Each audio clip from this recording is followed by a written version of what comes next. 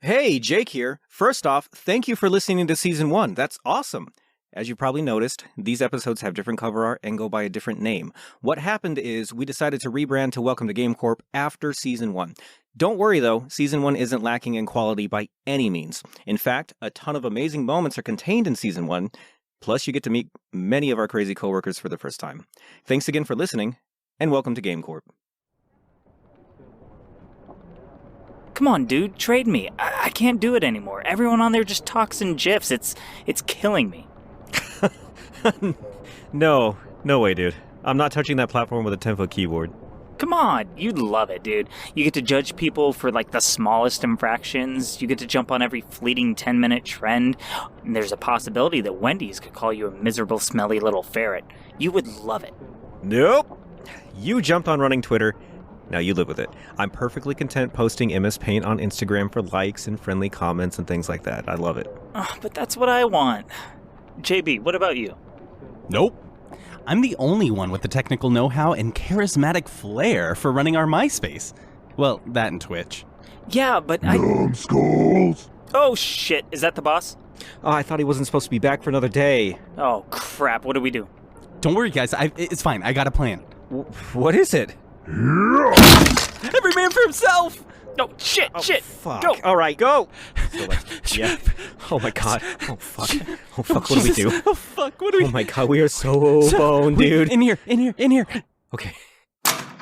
You can run, numbskulls, but you cannot hide. I can smell your incompetence and fear and overall just lack of hygiene. Found you. Oh, Jesus! Oh my god. God. Oh god. God, he moves like Jason. I told you we'd find out we were slacking off last week. JB, I thought you sent him an old episode as cover. I did. I think. You know what? It might have been the first Sweatpants episode. Dude! Sorry. I'm coming. Jesus. Oh my god. Let's go. Yo, guys, hide in here. Let's go in here. Okay. Oh, good thinking. He'll never find us in this big, open, pitch black room. Yeah. What is this place, anyways?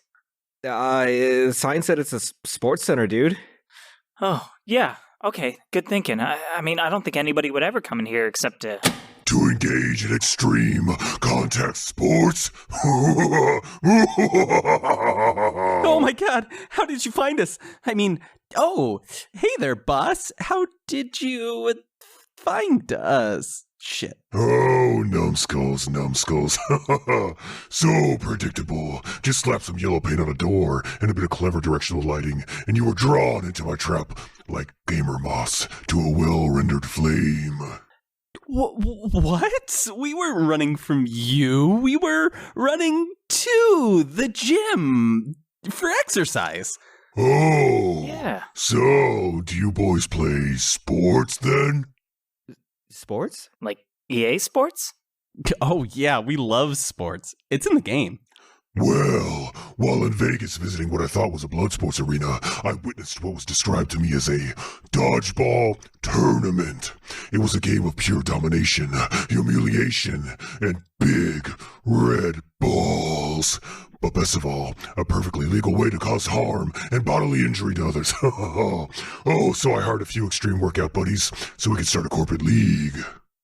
Oh, that's great. Yeah, well, I'm sure you big scary dudes have plenty of training to do.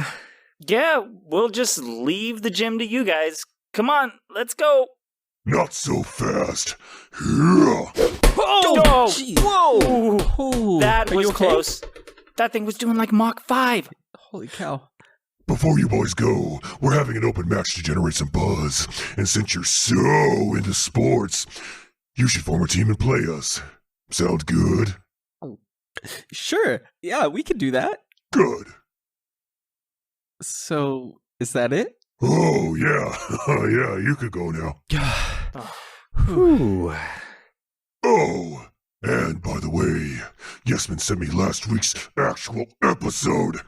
Every man for himself! Oh my God, go! Ow! Ow! Oh, stinks! oh, yeah, this is fun. Oh, it hurts! Oh my God, right, come on, Davis. Ball Bag. Hit him with it, Davis.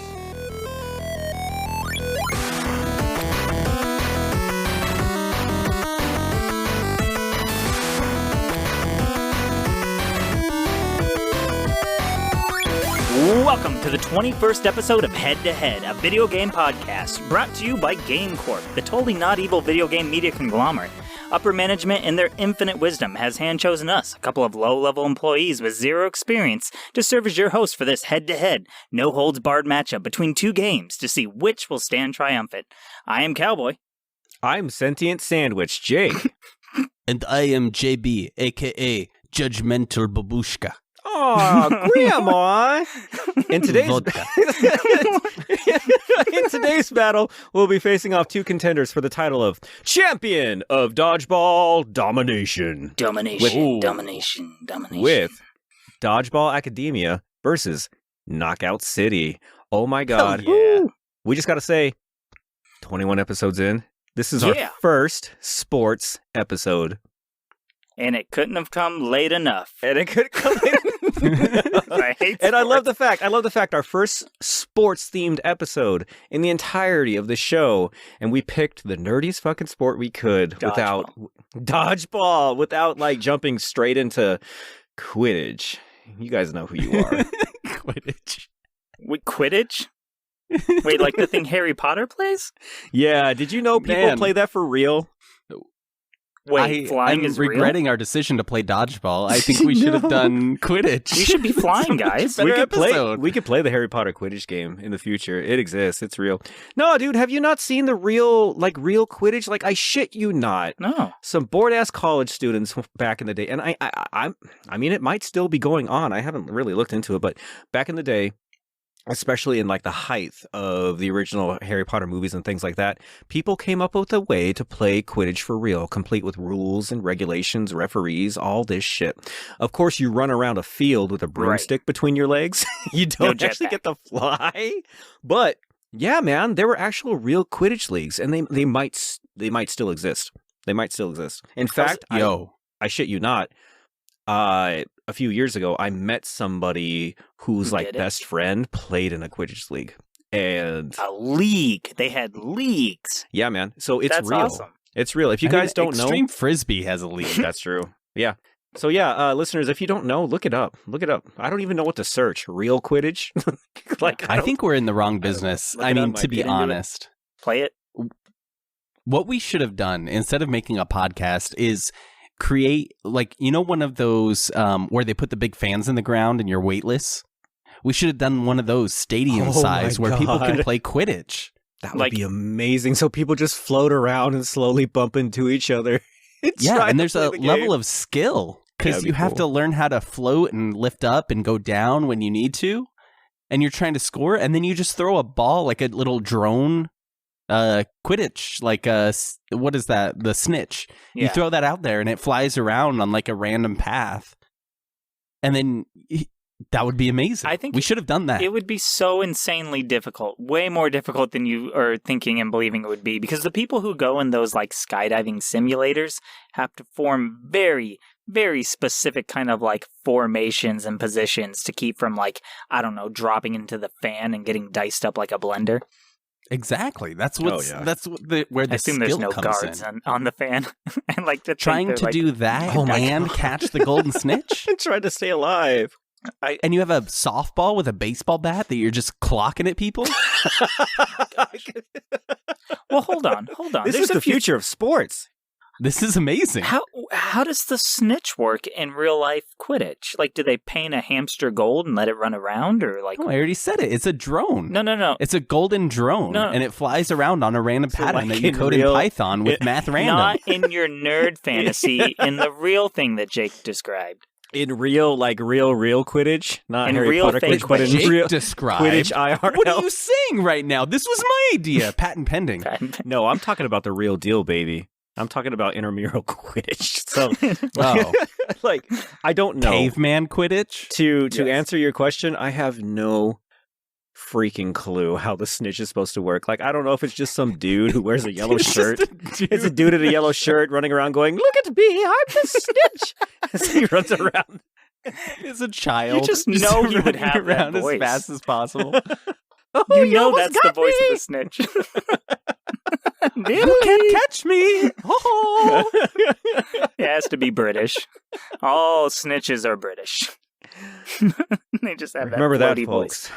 All snitches are British. Well, no, hold on. All of them. Don't pull 100%. my quotes out of context. That was in context. Cowboy 2021. That was That in context. All you said was all snitches are British. Context given. We could quote that verbatim. All right. Well, speaking of snitches, I got a secret. That didn't really translate well, but we got some news for the listener. I'm segueing for the first time ever. We are going to be, it's been a long time, we're going to be a guest on This Is Our Podcast Spouse. We were dating for a while, and now we are married to, you may know them, you may love them, you may be them. Hi, Tom and Josh. Cast to the Past. We're going to be playing some games. I don't know if they keep them secret, but what we have is going to be rhyming with Schmardors, Schmedai Academy. I could only wonder what that game is. It's Farquhar's don't snitch. Mamamani. Don't snitch, because you ain't British. Dream Course for the Super Nintendo, baby. Hell yeah. I love this podcast. They're so fun. I love their aesthetic and everything they do, and we're going to get to guest star on them. So I am actually personally super excited, maybe a little bit nervous, but you guys definitely got to listen and catch this kind of powerhouse hybrid that is going to be that. I think they're releasing...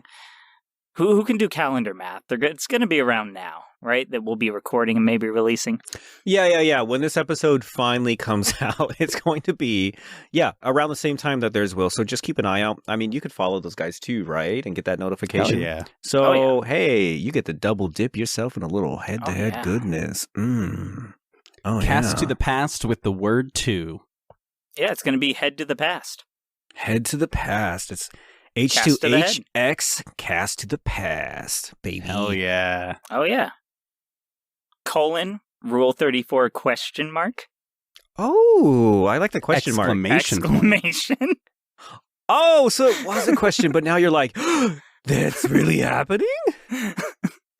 I also like cast to the head. Cast to the head is pretty cool. Cast to the head, head to the past. Wait, that's just the premise of the movie. Never mind. Are we just going to merge? Are we going to have Boss buy them and then we just kind of merge podcasts and we then can we bring have that up. Cast to the Head and it's like 5 dudes all talking over each other? Do you think 5-man podcast? Oh, that would be so revolutionary. How avant-garde, man. Like 2 completely different podcasts playing at the same time.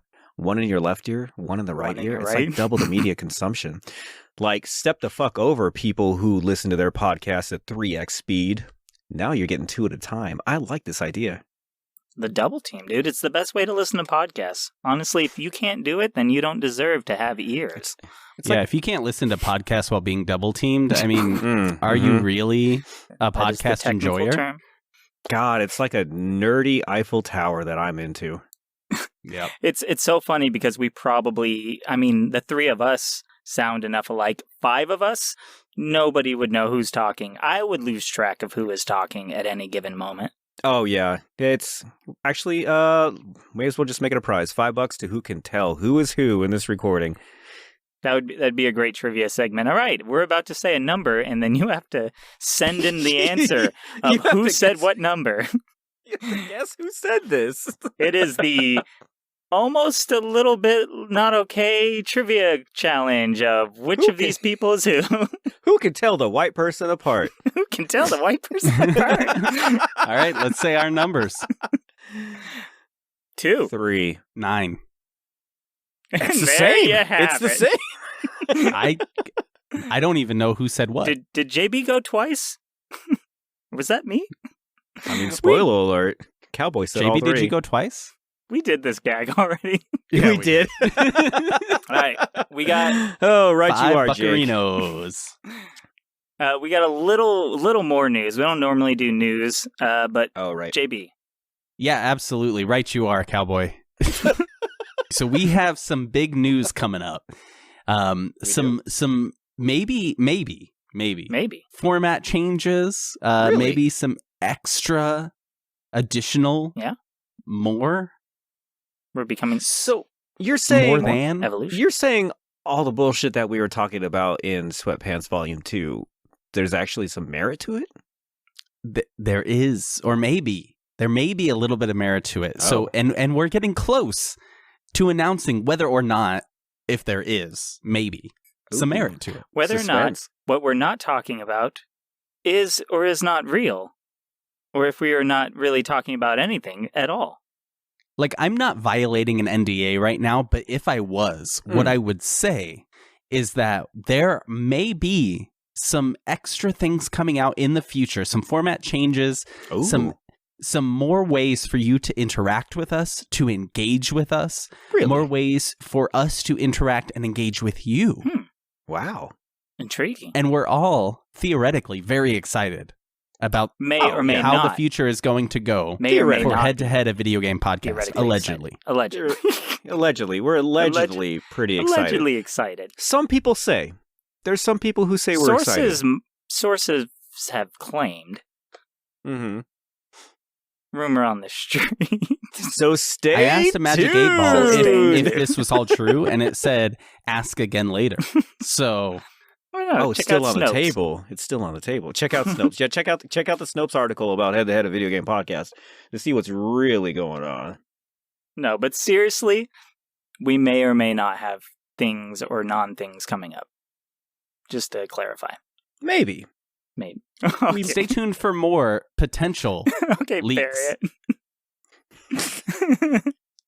Y'all want some listener questions? Yes. Yeah, I do, please. Intensely. All right. And hit us with a 2, baby. Oh my DOS.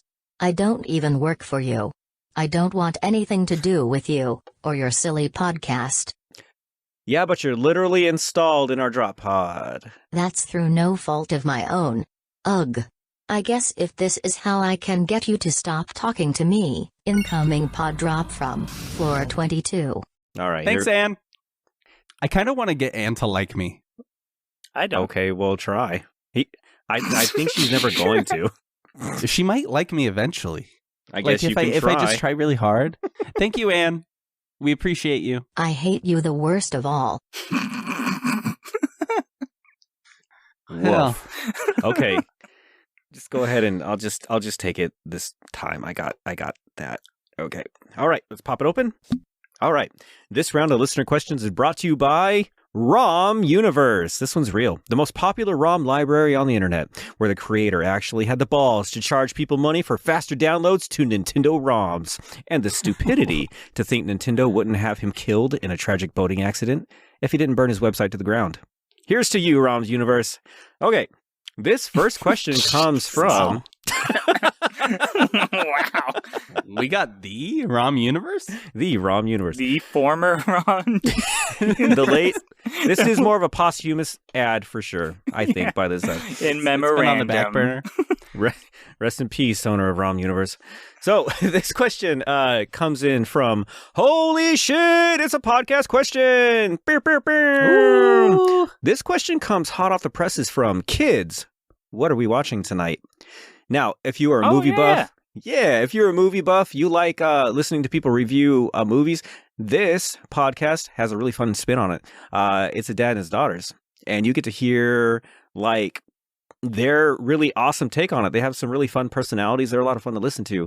Yeah, they're great. If you're into that, check them out. So, Kids, what are we watching tonight? Asks. I like this question. What are your favorite classic boss battles? We're talking PS2 and Xbox and back. And modern boss battle.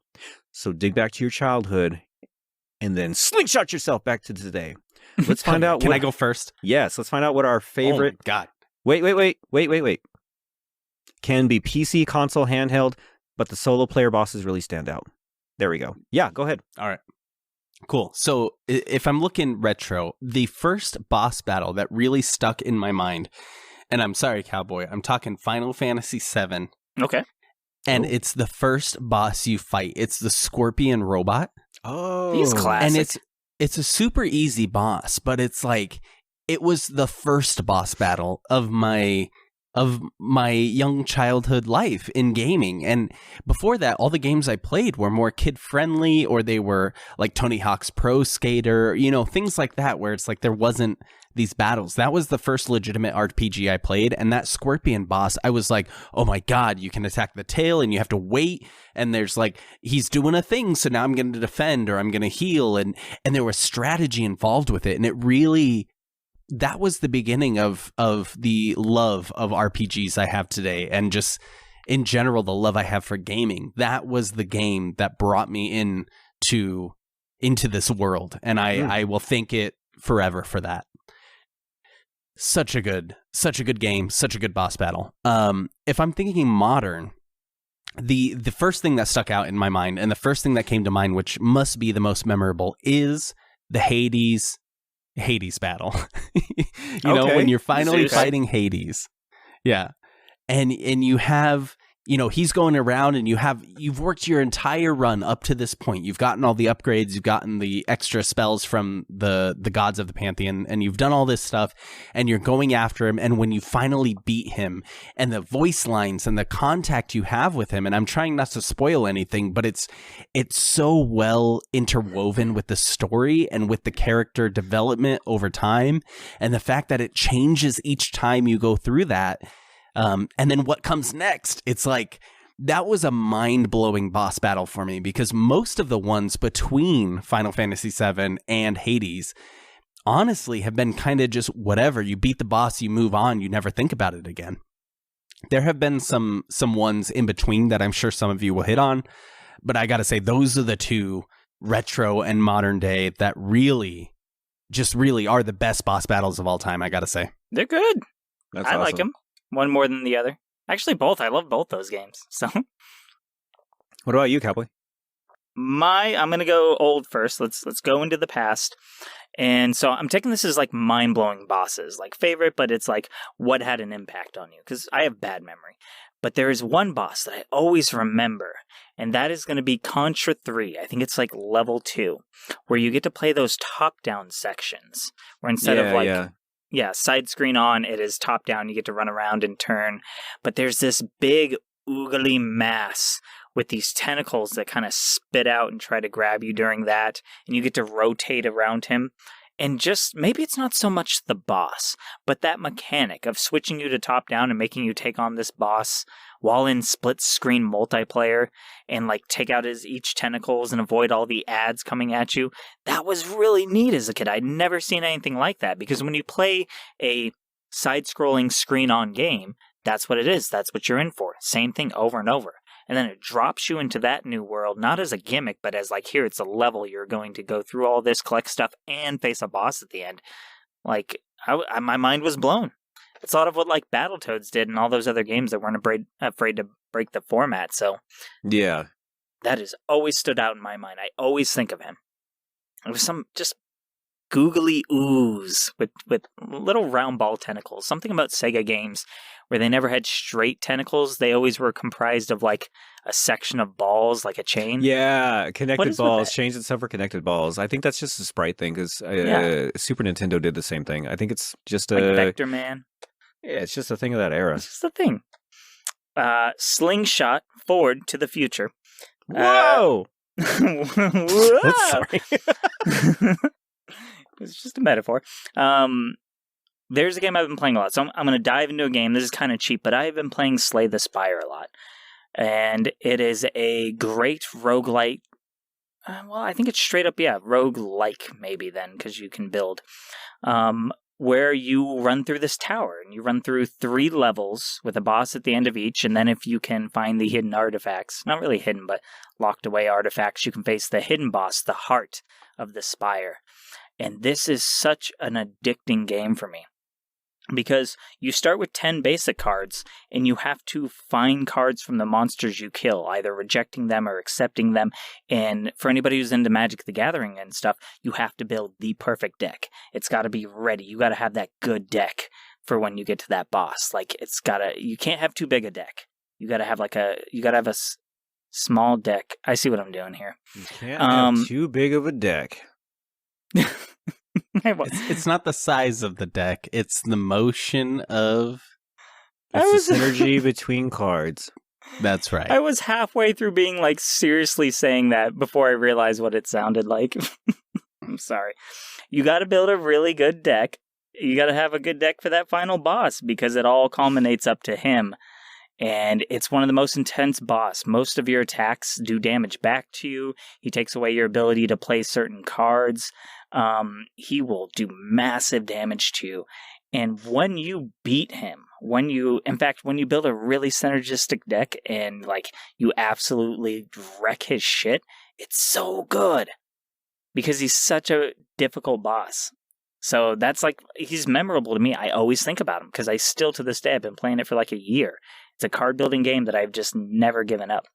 So that's very true. I started playing Slay the Spire, and Cowboy saw and was like, I've been playing this a lot. Like, do you need some help? And I'm like, hell yeah, I do, because I am lost in the sauce right now. And he helped me and kind of got me up to speed, and I ended up making to the heart. And the first time I lost like crazy, made it a couple more times, and with some coaching, I was able to get through it eventually.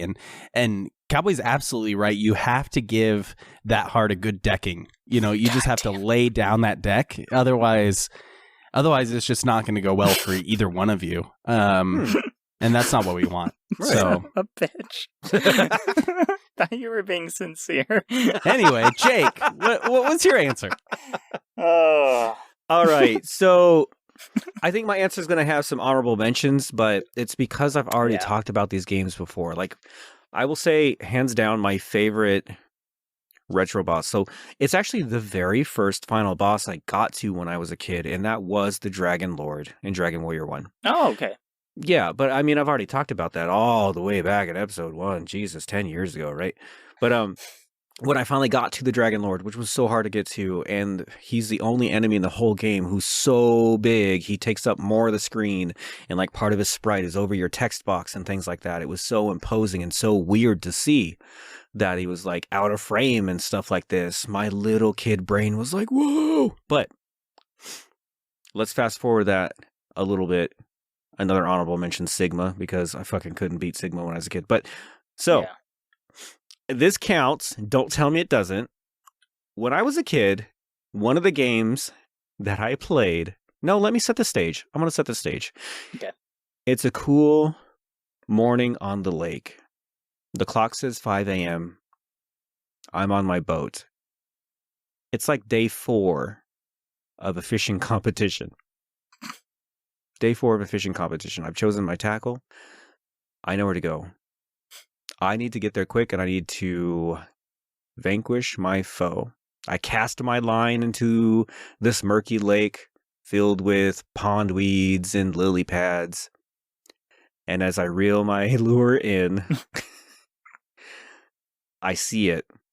A behemoth of a fish in the lake. And it's so humongous compared to everything else I've seen in this game that I lose my mind. And I reel it in, and it takes so long to get there. That's right, I'm talking about the Super Nintendo classic Black Bass. Oh, it's a hell yeah. It's a fishing game, and I think that's one of the fishing games that a lot of people played. So, and though it's a stupid answer, but like, I've already said my favorites from like the retro, so this is another one. Like, when you get deeper into the competition, finding the one humongous fish, you have to know where to go. You have to hunt for it on the lake, like it's where it spots and stuff. And when you see it, it's so humongous and foreboding compared to everything else. And the fight to reel it in is so like intense compared to everything else. That was another thing little boy, little Jakey, had to deal with when he was a kid. And it was exhilarating trying to catch that fish. So maybe a little unorthodox, but like, yeah, that's another one in my collection. Modern times, again, honorable mention to Mass Effect 2 at the end. I talk about it enough. I'm not going to go into it. Here's one. So I would say my most memorable, like my favorite modern boss would be Dark Eater Madir of Dark Souls 3. So if you're not familiar with it, it's a completely optional boss. You do deal with him during a stage, but you don't have to fight him. Like going and fighting Dark Eater Madir, it's totally up to you. It's totally up to you. But a true Dark Souls fan will always take that challenge. Dark Eater Madir is a humongous dragon in Dark Souls 3, and you have to find a way down to this deep, deep down cavern where Dark Eater Madir lives. And when you find it, which is hard to find actually, like it's a secret area, when you get into it and you find it and you go down into this cavern and you finally walk out and you see this giant figure in the background. And as you walk up to it, he wakes up and stands up, and he is huge-fucking-mungus. Now, in the Dark Souls franchise, generally when you're fighting giant dragons, things like that, they're a little gimmicky. You can find a way to fight them, drop pillars on them or some shit. It's never just a true fight with a dragon. This one, finally, after 3 games, they're like, you want Dark Souls? You got Dark Souls. Here's a dragon fight. He has a full skill set. He's very mobile. He's humongous. He can wreck your shit in a couple moves. And your tiny little knight has to fight him. And you have to fight him a long time. He has one of the biggest health pools in like all the games. When I fought Dark Eater Madir, and when I finally took down Dark Eater Madir, it was so satisfying. It was so satisfying to be able to say, I fucking beat a real dragon. Plus, he has this super cool beam attack that's like Shin Godzilla, and I'm a big Godzilla nerd, so that helps a lot too. But like, Dark Eater Madir was so good. It was so satisfying to fight him.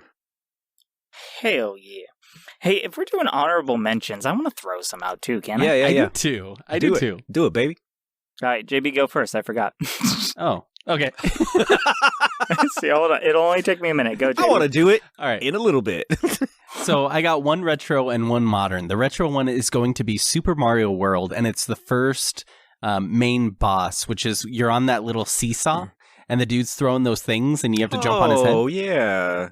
Yeah, it's just super iconic, and it's like the easiest boss of all time, for sure. But like always trying to get the perfect rotation to where you can kill him before the first movement of the seesaw has just always been like, it's kind of, you know, the preemptive to speedrunning if you think about it, because you're like, oh, I want to kill this guy as fast as possible, and it gets you into that speedrunning mindset, which, you know, resonates with me a lot. So that was my first one. The modern one, though, and I don't think either of you have played this or seen the clip on stream, but it's the Garuda fight from Final Fantasy XIV.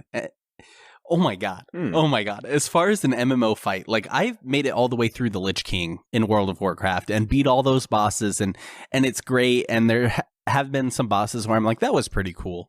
But none of them hold a candle to the Garuda fight. It's short. It's like a minute and a half long. But the mechanical awareness you have to like hide behind certain rocks and do certain things, and it's great. But the thing that really ties it all together is the music. Oh my God, the music. Go on, all of you Franks, go pause this, go on YouTube and just Google like a Garuda fight. You can do like Garuda Extreme or something like that to see where it is at the true difficulty, and just watch that and listen to the music and pump that shit, because it's just, oh my God, it's so good. It is so good. It is the best fight I have done in any MMO, period. Awesome. Dude. So good. That's cool. Especially for an MMO. Like, yeah. Don't expect That's that. true. That's true, man. I played a lot of WoW. And I think I ran on like every dungeon, and there was never a boss where I was like, that was fucking great. It was always like, well, that's done. Okay. Yeah, FF14 bosses are just, oof, chef's kiss. So, I don't know why I thought this was cheating to mention this, but I should. I should mention it even if it's obvious.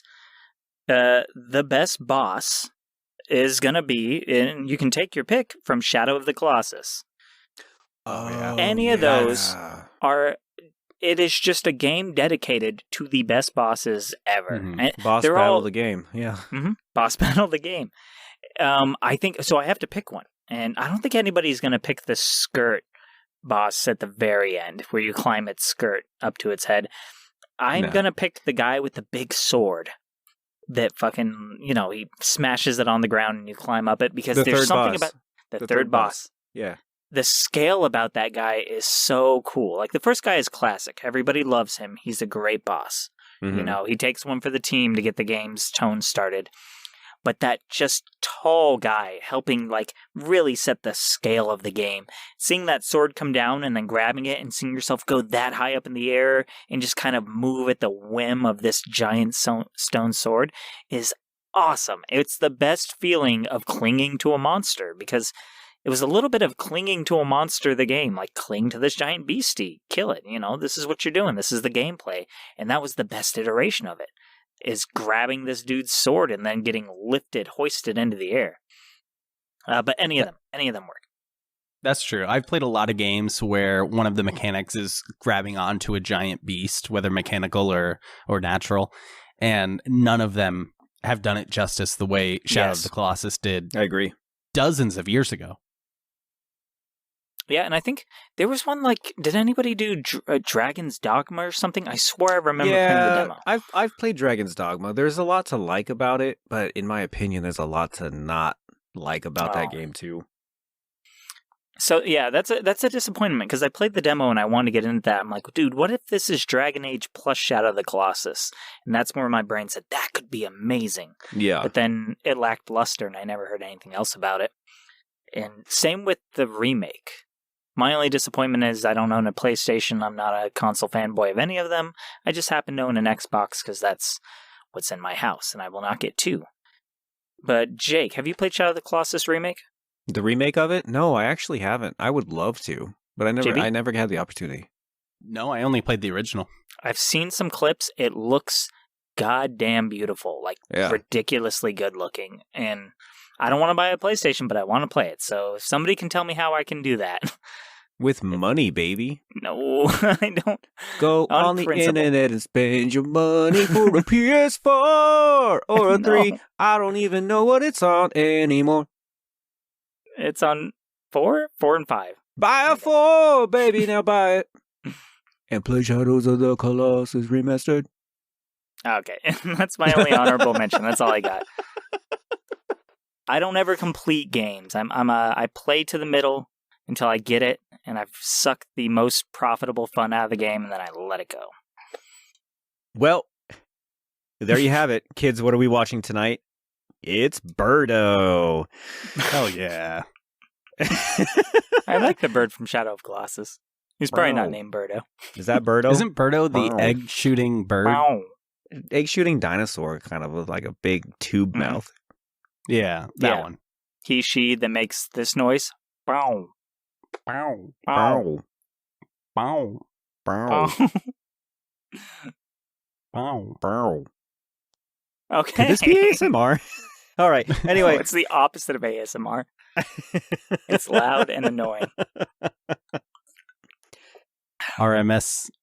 So that's actually, surprise, surprise, the end of listener questions. But how about, ladies and gentlemen, and boys in this room, a round of trivia? Yeah. I gotta bring it back. I've won one of these. You barely won one of these. I'm so bad at knowing things. You barely dominated. Barely. Well, I'm gonna stop giving you free points. Stop doing that. That's actually like half the reason.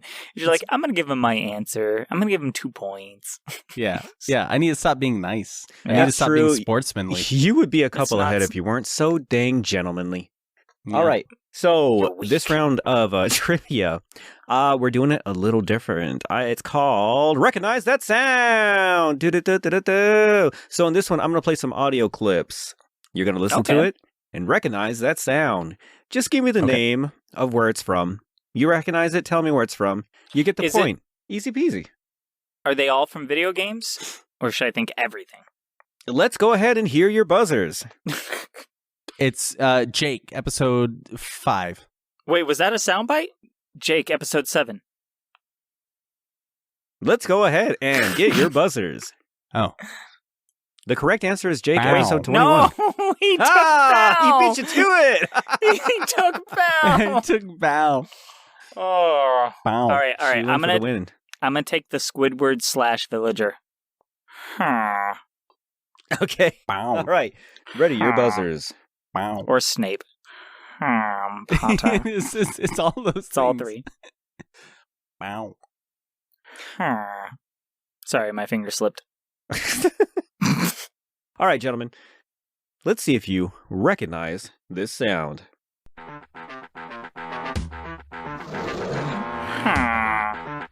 Cowboy. That is. Oh, it's like there's gunfire. That is the Doom music from the hit game Doom. That is correct. Ding, ding, ding.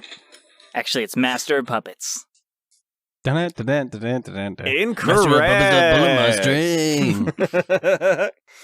All right, yeah, 1 point Cowboy. I want to call shenanigans. JB. I want to call shenanigans because he went in and then listened to it for a solid 5 to 6 seconds after the fact, then gave his answer. I knew it from the start. Did you not know it from the first millisecond? No, because you were surprised that there were gunshots. No. Dude, I knew it from the first millisecond. Do you want me to wait? Do you want me to pause it? I kind of do. Okay, all right. New rule. As soon as you call out, I'm pausing the motherfucking clip. Yeah, and I'm going unsportsmanly. I knew it from the first millisecond. Then why didn't you say it the first millisecond? Because I was delaying. I was like, it's still Cowboy? playing. Dude, You're like, I knew let it. me think about this. No, there's gunshots? That is Doom? No. Yep. You're embarrassing yourself the fact that you didn't know it right away. I'm just letting you know. I knew it. And then I knew it while you were listening, waiting to figure it out. And then you did the Mortal Kombat music. Dun-dun-dun-dun-dun-dun-dun. You did do that. Gentlemen, I was trying to do Master of Puppets. Gentlemen. Yeah, you did the wrong one. Gentlemen, put your shirts back on. This is a long trivia segment. Fine. All right. See if you can recognize this sound.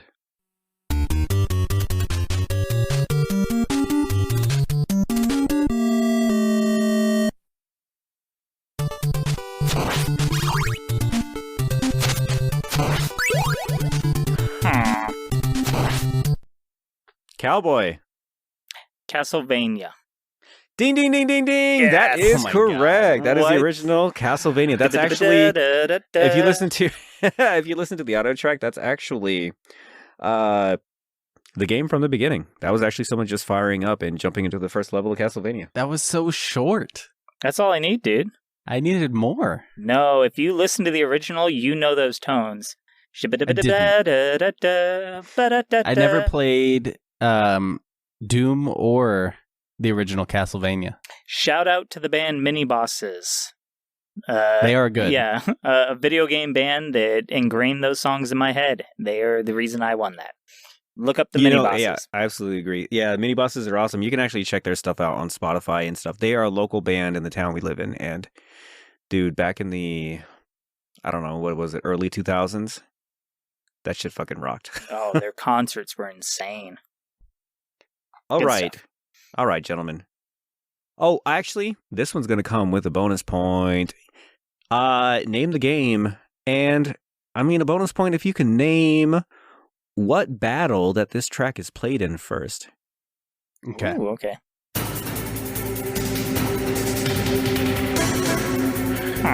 Wow. Damn it. Cowboy. It's Metal Gear Solid. And what battle? What battle it first appeared? Is that right? Yeah. Okay. Sniper Wolf. Oh. Correct on the game. So that's Okay. 1.2 Cowboy. Ding, ding, ding. Incorrect on the battle, though. This first is heard when dueling Revolver Ocelot, baby. Oh. Yeah, now that I thought about it, I would have got it. Would you? Well, because you said it, but yeah. All right, so Man, it's currently I had what? that. It's 3-0, right? Yeah. You got You Yeah, did quicker. have that? Hey, quick draw, I baby. knew it. Quick draw. I knew it, but I just did it a little too late. No, here's the thing. It's not even about the answers. It's about the buzzer. Yeah, it's about the buzzer. That's the problem. Think of this as a Wild West shoot-off. I got the answer the same time you did. You buzzed in, and I hesitated, and that's what killed me. Also, my buzzer has like a lead up because I gotta go. So I have like a breath. Yeah, but I gotta get ready for the. Yeah. Okay. Blame it on the buzzers. Okay. All right, gentlemen. You know what? I'm going to play it with this one, too. Name the game. Bonus point if you can name where it's at. Okay. All right, gentlemen. Recognize that sound.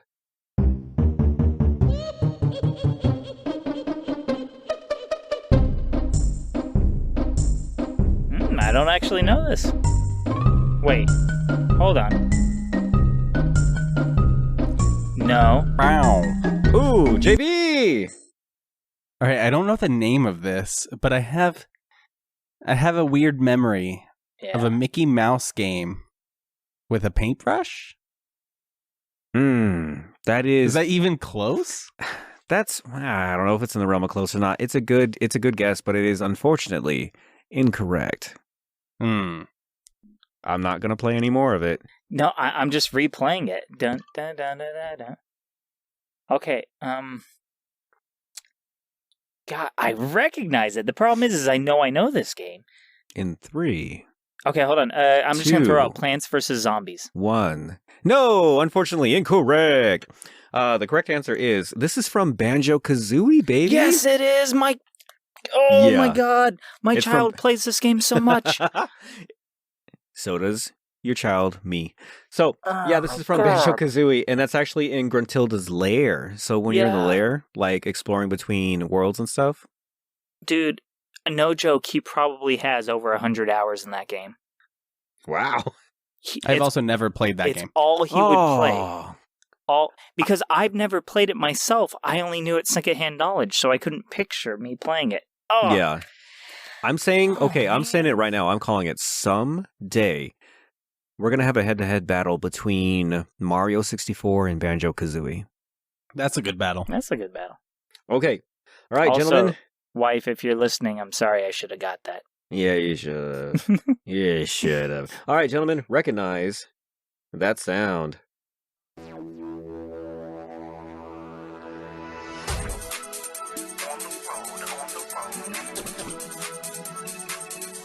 Wow. JB. Is that Wave Race? Incorrect. Oh, Jesus. Is that all I get then? Nah, I'm going to play this one because this jam slaps. Yeah.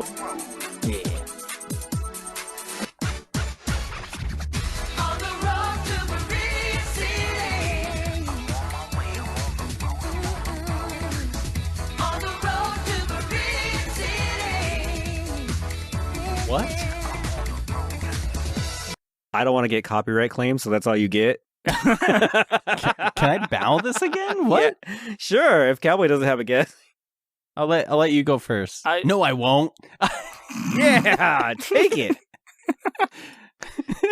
He learned to not be a nice guy that day. All right, all I heard was On the Road to Viridian City, which is a Pokemon reference. Uh-huh. And I'm going to say Pokemon. Pokemon, None of the ones I've played. So it's gotta be Pokemon Black and White. So close. You're in the arena, but you're in the stands, baby. Is it Pokemon the movie? That would somehow be a little closer, but I'm sorry, it's incorrect. This is Viridian City from the smash hit CD, Pokemon To Be a Master. Released in like 1998. This is one of the first CDs I ever owned as a dorky, nerdy kid. Absolutely. I used to pump the jams on my CD player to Viridian City. Well, now we've learned something. Now all of them are from games. Now we've learned. May be game adjacent. Now we've learned something. Okay. It's just for Jake's enjoyment. This is now. Okay, let's just take a trip down memory lane real quick. All right, gentlemen. Recognize the sound. Okay. It's funny, I was going to say the Goofy movie. It burns the soul of a warrior. In every generation, a few are chosen. Nice. I was JB. Mortal Kombat. Give me a little more than that. No. It's Mortal Kombat. That's Mortal Kombat. It's the Mortal Kombat commercial. What? Incorrect. I don't know. Incorrect. It's the Mortal movie. Kombat. It's the Mortal Kombat movie. The trailer is what I meant. Incorrect, both of you. For What? shame. This comes from the masterpiece Mortal Kombat Conquest, the TV show. Oh, are you? It's the intro. Here, let me play it. The trailer Oh. for the TV show. Nope, it's the intro to the show. I got it. It's Mortal Kombat. I count it. Centuries ago, in a time of darkness and fury, that fate befell three strangers. A monk, Oh, yeah. Kung Lao, Are you getting it? Yeah. Kung Lao. an Yep. exiled god, Yeah. Raiden's in that one. Yes, it is. thief, Taja. All right, that's I enough. watched It's because this. we didn't listen to the whole thing. So did I. No, I wasn't going to play the I whole know. thing. I had to jump the gun. I had to. Yeah. JB, it's not about buzzing first. It's about having the right answers. I was right. changed It was my mind. Mortal Kombat. Disregard what I told you earlier. Buzzing fast does not help. That was Mortal Kombat. Ding, ding, ding. All right. The final question for tonight. Oh, Jesus. Is Is it worth 4 points? Yes. Of The course final it is. question for tonight worth 4 points. Let me dominate. All right, gentlemen. Recognize this sound. I'm so proud of you. It's so sweet. He's so sweet. But all these destructive things you're doing, it's wrong. I'm your father. I know. What You're a is good this? boy.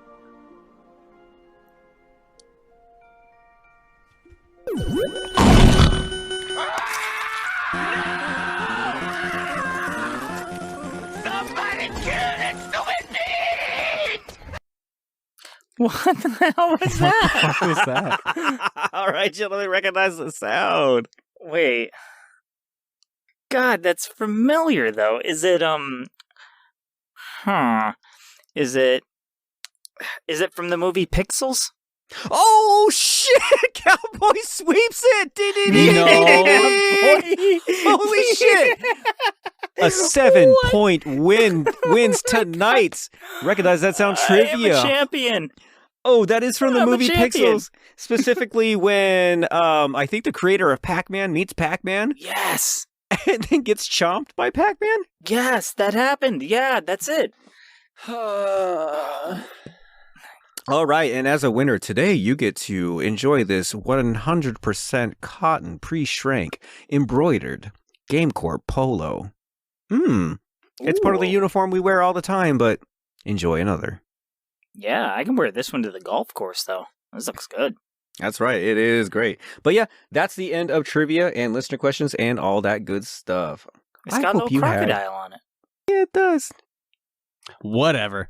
Now, before we move on, we here at Head to Head, a video game Coming in podcast, hot. don't believe ourselves to be the end-all, be-all when it comes to passing judgment on video game battles. We are just 3 guys with a passion for video games and implied violence. That's right. So, we would like to extend the gavel to you, trusty listeners, to help weigh in on what we call the Audience Head-to-Head. This Audience Head-to-Head is brought to you by Alpha Man's Testosterone Frozen Pizza. Whoa. Are you tired of getting fucking deleted in online games? Oh my God. Are you feeling emasculated at that hellhole you call a job? Yeah. You got a tiny pepperoni? No. Don't. Alpha Man's Testosterone Frozen Pizza is made specifically for men like you. Just throw one of these suckers in the oven, microwave, dishwasher, leave it in a hot car, who cares? We don't even print directions. You'll figure it out because you're an alpha and you don't need to be told jack shit. Our testosterone formula is clinically proven to boost testosterone to the point of making you an unbearable asshole. Because as we all know, the only way to be taken seriously around here is to alienate everyone around you. Alpha Man's Testosterone Frozen Pizza. Because you're a man, goddammit. Oh, take 10. How much did they pay for that ad? Not enough. That's a Last lot. episode we asked you, which type of gamers do you find more impressive? Speedrunners or 100%ers? With 55.6% of the vote, repeated of course, the winner was 100%ers. Congratulations. Yay! And this episode, we're going to ask, in a one-on-one cage match, who would win in a fight to the death? Is it Mega Man or Samus? Oh, shit. Feel free to explain in extreme detail how you think that will be Oh, yeah. Dude. I understood what you said. Holy shit. I still understood. You got it. every word. You got it. That's a really good match, That's cool. dude. Yeah, they both got like special weapons. They both got the charge up. I do want to say though, for the speedrun 100%ers, it's kind of ironic that the 100%ers won with 55% of the vote. Feel like you kind of missed out there. Maybe concede the trophy. Just saying. You didn't 100% You it. didn't 100% the win, so it's just kind of disgraceful. That's all I'm gonna say. Just kind of, know what I'm saying? You know what I'm saying? Know what I'm saying? Right you are, Cowboy. And just so you know, you can find our poll on social media or reach out directly and help us answer this charged up, burning question. Beep boop. Aw, Anne, I didn't know you beat booped. I only did it because you meat sacks never stop flapping your gross mouth flaps long enough for me to interject. Sheesh. Sheesh! Oh my DOS, you have a guest arriving. guest. We don't have a guest scheduled. Yes, we do. So I was thinking about this whole dodgeball situation, and it made me remember something. I've met someone who told me they've won a dodgeball championship. What? Really? Yeah. So I called him up and asked him if he'd come down and give us a few pointers, and boom, he said yes. Like what? He's going to be our coach? Yeah, exactly. For just like a few $100. Oh, yeah, okay. Maybe this could work. It's not going to be so bad. Yeah, no, it really might help. I mean, who is it? Do we know him? Hey, I'm looking for Ed. Did I get it mixed up with Skulls for Gold again? Skeezy Pete? Yeah. Hey, how you doing? You hired Skeezy Pete to coach us. I know, I'm excited too. JB, I thought you said you had a dodgeball champion, not some fucking back alley drug dealer, dude. Hey, I'm both. Dodgeball champion 2 consecutive years in 04 and 05. What is that? State level? National? Federal. Much tougher competition. Prison? You played in prison. Oh yeah. Maximum security. There were no regulations in those games. At my team, the Shackle Boys, we still went undefeated. Undefeated? See? That could be us. Yeah, I mean, that is pretty impressive. Right? Fine. It can't make our chances any worse, so okay. All right. Listen up, chumps. I got one rule, and I got one rule only. Where's the bathroom? Well, it's down the hall, dude. I thought we were about to get started. Good, because you're going to need it. You're going to be puking your guts out when I'm done with you. Oh boy, here we go. See, what you boys need is a good old-fashioned montage. A montage? A montage. Oh, God. Yeah, all right. Listen up. First lesson, when you're street dodgeballing, you gotta grab the ball Jay, that's easy. while avoiding the guard dogs and the sniper towers. What? Dogs? What do you mean? Oh my God! Oh, Jesus! Oh, shit! Where did these even come from? All right, hustle, ladies. Dodge. Now dip. Duck. Okay. Avoid that shit. Whoa! What? I said avoid that shit. Oh my God! What, dude? Good job.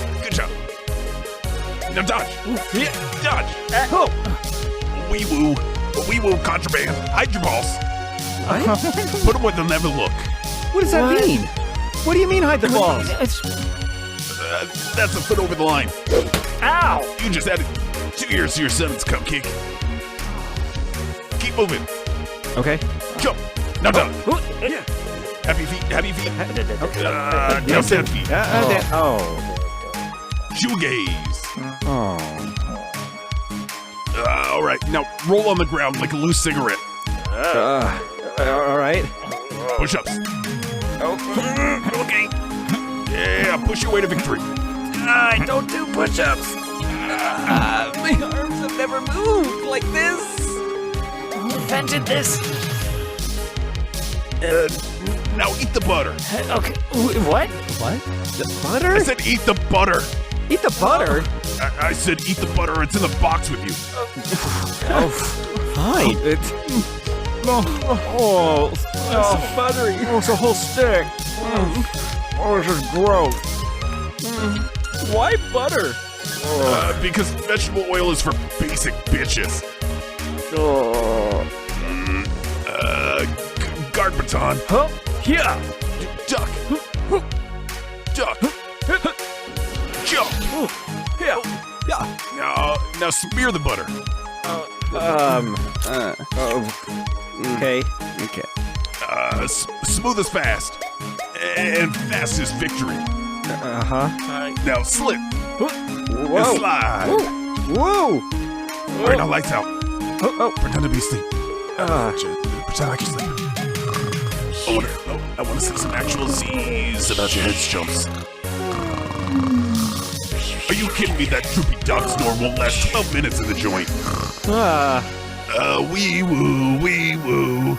All right, grab your balls and run, boys. A goddamn prison riot has broken out. Oh, jeez. I'm running. Okay. I'm running. Don't drop that butter, Butterfingers. Don't. Yeah. All right, your training is complete. There's nothing left to teach you, boys. Plus, I'm out of ideas. How is our training complete?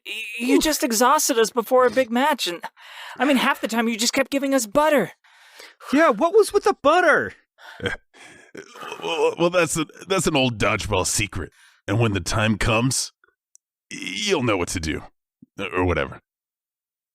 Anyway, I'm out of here. Later, losers. What? Well, how did he get his fan up here? Well, man. Oh Well- my god, so much butter. While we ponder the silent killer that is high cholesterol, So let's go ahead and take a break for a word from our sponsors. But when we get back, get ready for a showdown. Whew.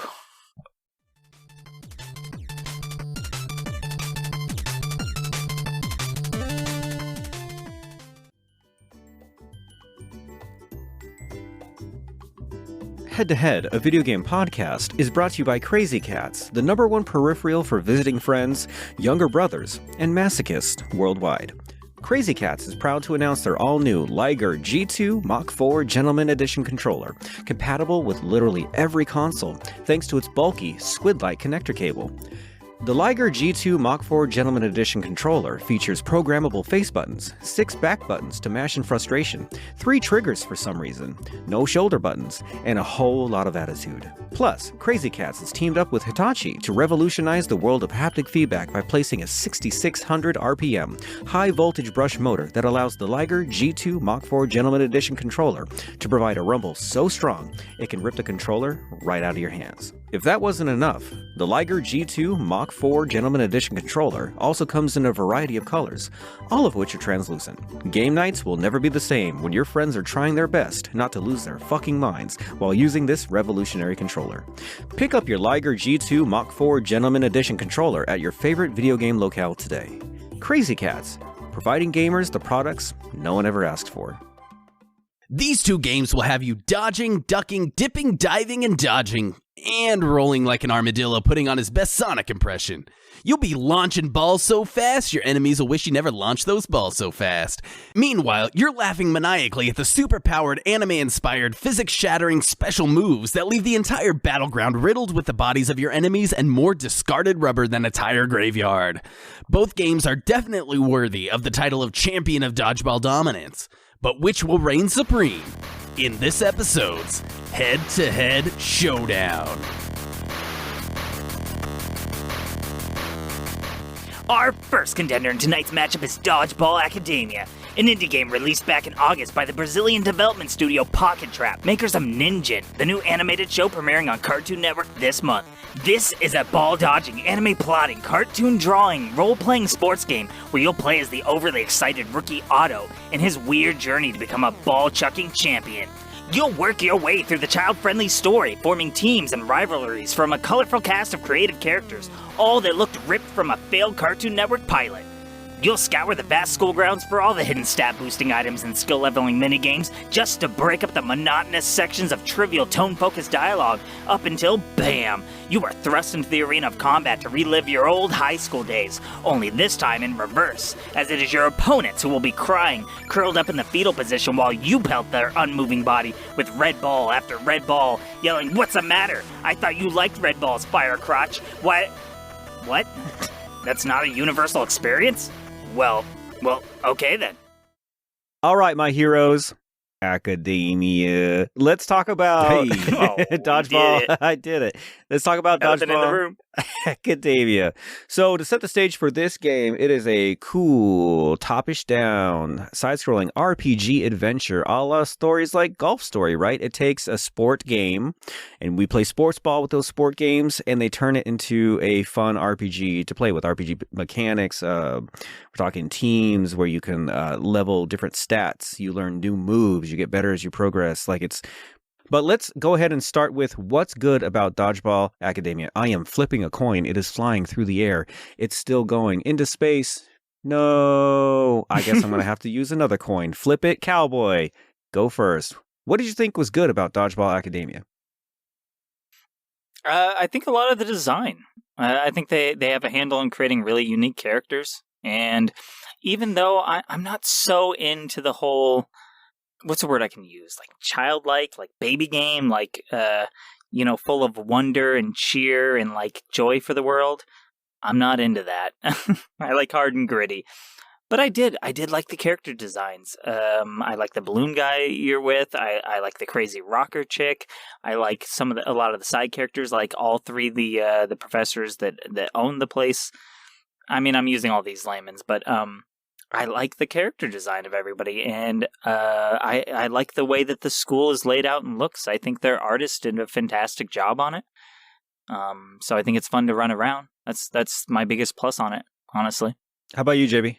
I agree. I think the character design, especially for the named characters, was just top notch. They were all so unique and so different that it felt fresh. And and the character designs, not only in the visuals, but in the way they spoke and the types of phrases they would use, it all felt very coherent, as it felt like it fit with the universe, but also it was unique enough to that character to feel like a whole fleshed out character, which was amazing. And it kind of combined two things that I really love. And one is anime, like My Hero Academia. There's a lot of influences from there, not just in the name, but it's the same sort of, they take what they're doing very, very seriously, but it's kind of funny in a way. Right. And they all have their own unique powers that are like kind of fit to their aesthetic, and that's all great. And then it mixed it with Dodgeball, which one of my favorite games from the Game Boy was Super Dodgeball, yes. I think was the name of it. Right where my brain went, yeah. Yeah, it was such a great game, and that's what I was hoping to get out of this, and it definitely delivered that in spades, plus a whole story that was actually worth following and worth reading the dialogue and seeing everything kind of come to fruition. It was kind of a funny romp through this universe, and at no point did I feel like the story was getting stale, the characters were getting stale. It was just a fun time. I really enjoyed it. And the thing for me is like the dialogue it's in some ways a bit corny and a bit too, it wasn't like Battletoads. It wasn't laugh my ass off kind of like funny and intriguing and just moved, but it was good enough, which for me, I generally hate that kind of stuff, but I think it did a good enough job to keep my attention. So yeah, I don't think it was bad at all.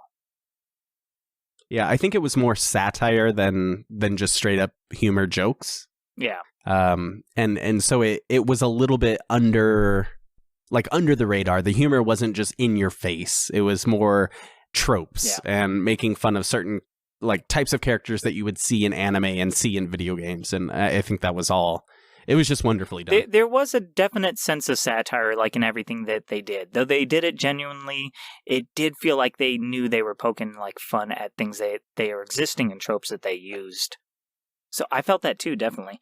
But it wasn't nauseatingly tacky what am I looking for here? But basically, yeah, it did not nauseate me, which a lot of dialogue from anime-inspired games can. I'm looking at River City Girls. Jake. Well, man, so I'll agree with you guys. This game is a treat to look at. The environment is actually really cool. Honestly, I'll say this right now. I wish Game Freak would maybe take a page out of Dodgeball Academia, at least for like their city construction. If Pokemon games, like especially like the top downs, like remakes of Diamond and Pearl that are coming out, things like that, if they put that much detail in like their towns and things like that, man, it would greatly benefit those types of games. They did a great job creating the school. It's fun to look at. Also, yeah, the characters, really neat. It was a really fun twist on it. You have this cool 3D environment, and all the characters are flat 2D, like animated sprites. So it's like pen and ink animations that are, that are moved, that they come to life. But it's these cool flat 2D animations in this 3D world. And, the juxtaposition between those two was really fun to look at. That was honestly my favorite thing about this game, is what it looked like. And the music was, it was upbeat. It was appropriate for what was happening. It was fun and fast paced, and the sports sections when the action was cool. In the lounge area, it's like this cool, like Islander kind of like chill beat thing. It worked. They had a lot of cool things going for that. And I will say that in the actual dialogue bubbles, they do a really fun thing in this game. They are able to basically bring to life a lot of inflection, emotion, things like that in just text. Yeah. With cool little audio visual tricks. When somebody hits like on a big like surprise moment, like what? You hear the music, or you hear sound effects like ching, and you see the words like flash or wiggle, things like that. They really brought to life each line in that regard, which I think also these types of games, RPGs, especially with like, text dialogue, they should also take note of that as well. So visual audio, the whole visual audio department of Dodgeball Academia is pretty impressive. Like I enjoyed that. Almost so that I thought for a minute that it was voice acted, and I had to remember, oh wait, no. Because I was trying to remember seeing, I was like trying to picture what they said in my head, and I was like, oh wait, it was just text. So there's so much like emotion and inflection that comes through that I was almost able to remember voice acting from it that I had just created in my head. Yep, there were very deliberate decisions made with the voices, even though they were just like the standard, type of just notes that are hit. And I remember being, Jake, you're absolutely right. The way they did that was just phenomenal, because I remember sitting there listening to the words as I'm reading them, and it felt like it fit perfectly. Yeah. Like even when they're doing just normal dialogue, like the character, the key they're in for the notes that they're hitting, and then the way they inflect on those notes, it was like they deliberately placed every single sound effect to perfectly match what the character was saying, which to me is almost harder than just voice acting it. Yeah. And it's almost like they voice acted it and then turned all the words into individual notes and played those, which I can't talk about it enough. It just felt so cohesive. Like it was all put together so well. And you always knew what everybody sounded like. You could kind of picture, like the character sprites always had the right kind of mannerisms and movements and animations to inflect it, and you just kind of always knew, like, this guy speaks with like a bit of an announcer slur to it. That big other host speaks with a bombastic voice, and he's probably loud and deep voiced and booming. Like, you just could picture it so easily. Another thing that, I don't know if you guys did this, I posted a few things in the Discord for your guys' pleasure that I found one trick to break the game, to get out of the boundaries, in which I jumped on a fire hydrant, onto some lockers, onto the wall. And I realized you can walk on top of the walls, you can boundary break. And then the floodgates opened. And then this game became about boundary breaking for me, and that was a good chunk of time I spent for like a whole night. I boundary broke everything. I got outside of the school. I got into other places I wasn't supposed to be. I got into later sections of the game. I was hopping fences. There is one thing, I don't know if you guys know this, but they expect you to do that. They put treasure boxes outside the map, outside the boundary areas. Really? They expected it. They were okay with it. They encouraged it, I think, even by like maybe giving you spots. Like at first I was like, man, what a sloppily made game that they didn't realize they left all these like boundary break points in which you have to jump here, finagle this, and get up here. I'm like, fools, you don't know my abilities. And then they're putting treasure boxes outside the map. And they even put a little Easter egg in a book that says like, Shiragyu Muramoto. No, what's his name? Try that again. Nintendo. No. Let's get it. Shiragu. Yeah. Mitsubishi. Shiragu. Founder of Nintendo. Shiragato Mr. Moto. Shiragato Mr. Moto. Yeah, you got it. And there's a quote from him, and it says, I'm going to just paraphrase, you literally have no life. Or, you have no life. I think it was just you have no life. You have no life is in one of the books. So I felt so cool until I found that book and all the treasures. I'm like, oh, they wanted me to do this. Mm-hmm. But I think that's really cool that they embrace that they know people will speed run, boundary break, do all these cool things. It was neat. And I loved it. I started digging into after I saw that, I actually got inspired and I started digging into some of the like speedrunning tech. And there's certain situations where you can sequence break. So you can skip whole portions of the dialogue in the game and skip battles and skip all this stuff. And there's a lot of different ways you can do it. But something I saw, which directly relates to what you're saying, is if you can get up to the rooftop, you know, the whole rooftop love letter situation. Yeah, I got up there. If you can get up there before you're supposed to, if I'm remembering this correctly, if you sequence break that, there is a treasure chest waiting for you where the vehicle would be. Yep. So you actually get an item that's super powerful that helps you continue your speedrunning endeavors by sequence breaking. So everything was deliberate. I don't think the bugs were deliberate, but they decided, hey, instead of fixing these, let's turn these bugs into features. And let's reward the speedrunners because they're the only ones who are going to get to this point. Well, and also reward people playing the game how they want to play, which I think is great. I think, you know, that's a really good artistic way to approach your game is like people will play it how they want to play it. Yeah. And in the speedrunning community, like one of the, like Nintendo is notorious for this. They put out something that helps speedrunners accidentally. It could be like a sort of bunny hop glitch where you can, you know, if you jump really fast or you jump backwards, you can get infinite acceleration or something like that. And then they'll patch it. They never used to be able to do that stuff with like Mario 64 or any of the older games. But with the newer ones, they do. Yeah, they patch it. And the speedrunning community is like, oh my gosh, now we have to play on these old versions and do all this stuff to make sure we're playing on these old versions to do the speedrunning. And it just adds so many hoops to the craft that it becomes kind of untenable. Like you can't jump into it. Whereas something like Dodgeball Academia, they're like, oh yeah, we know it's there. And if you want to do it, great. Here's some extra help along your way. Yep. And it was fun. It was fun as heck for me to like search the entire map for boundary breakpoints. Like, kudos to them. They encouraged it. And I had a whole night of fun because they gave me one treasure chest outside of bounds. And now I was like, I want to see what else we got. Yeah, and even if you like end up going off the map so far that there's no way for you to get back, they have ways for you to get back. So if you just keep going, you'll fall off the map and teleport. Yep. Like they added in safeguards for that. So even if you're like, well, I don't want to break it so bad and soft lock myself. No, they thought of it. They figured out ways for you to get back to where you were. It's good foresight by the developer, for sure. So to touch on, the premise of the game, the Dodgeball.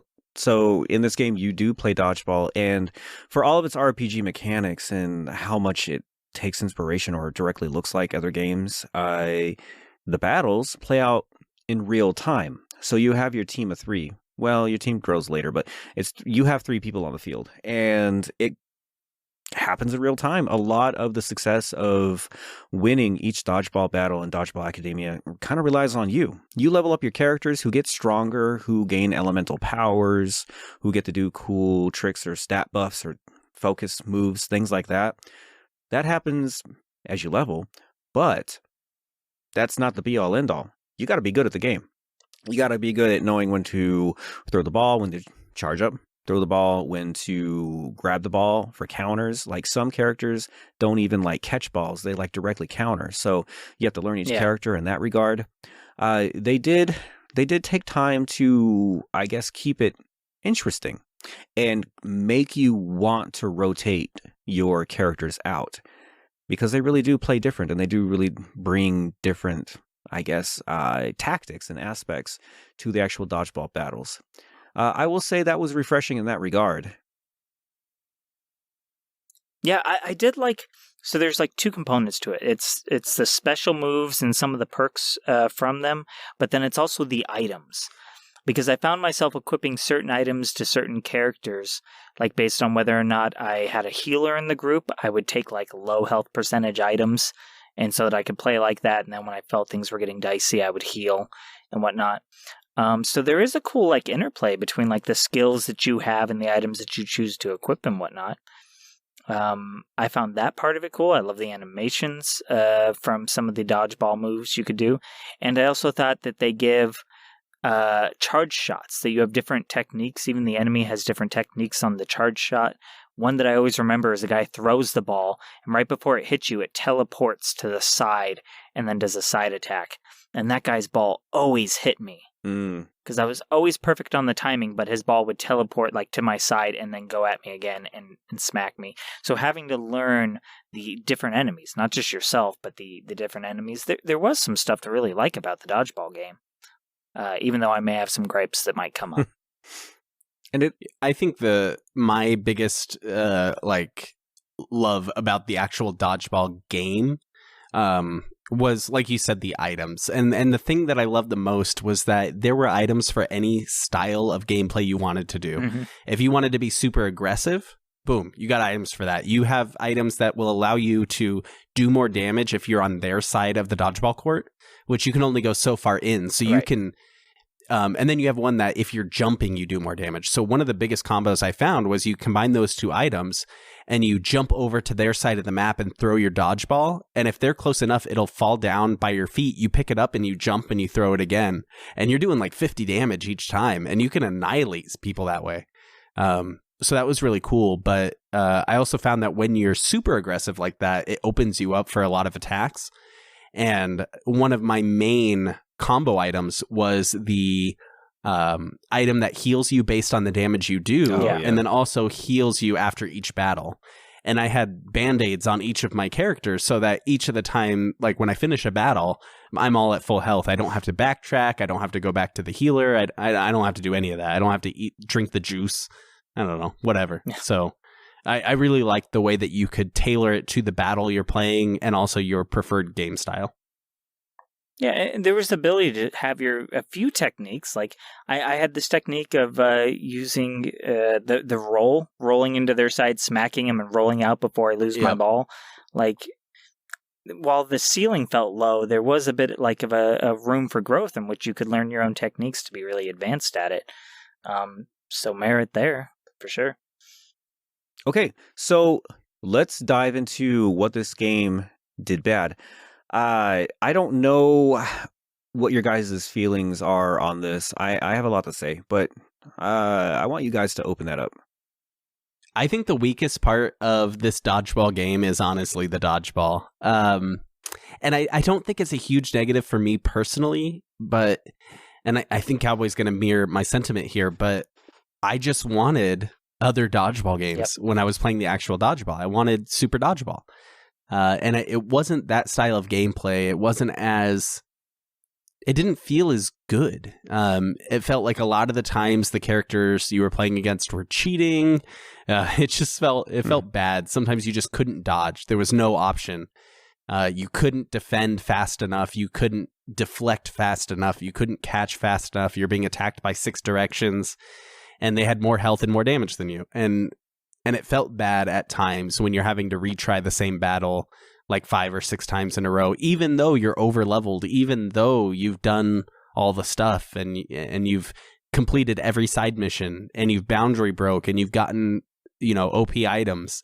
It still felt like they were adding difficulty for no reason. And the dodgeball wasn't that, like, mechanically, it wasn't that great. Well, I can tell you what they messed up. I can tell you why the dodgeball sucks in a way.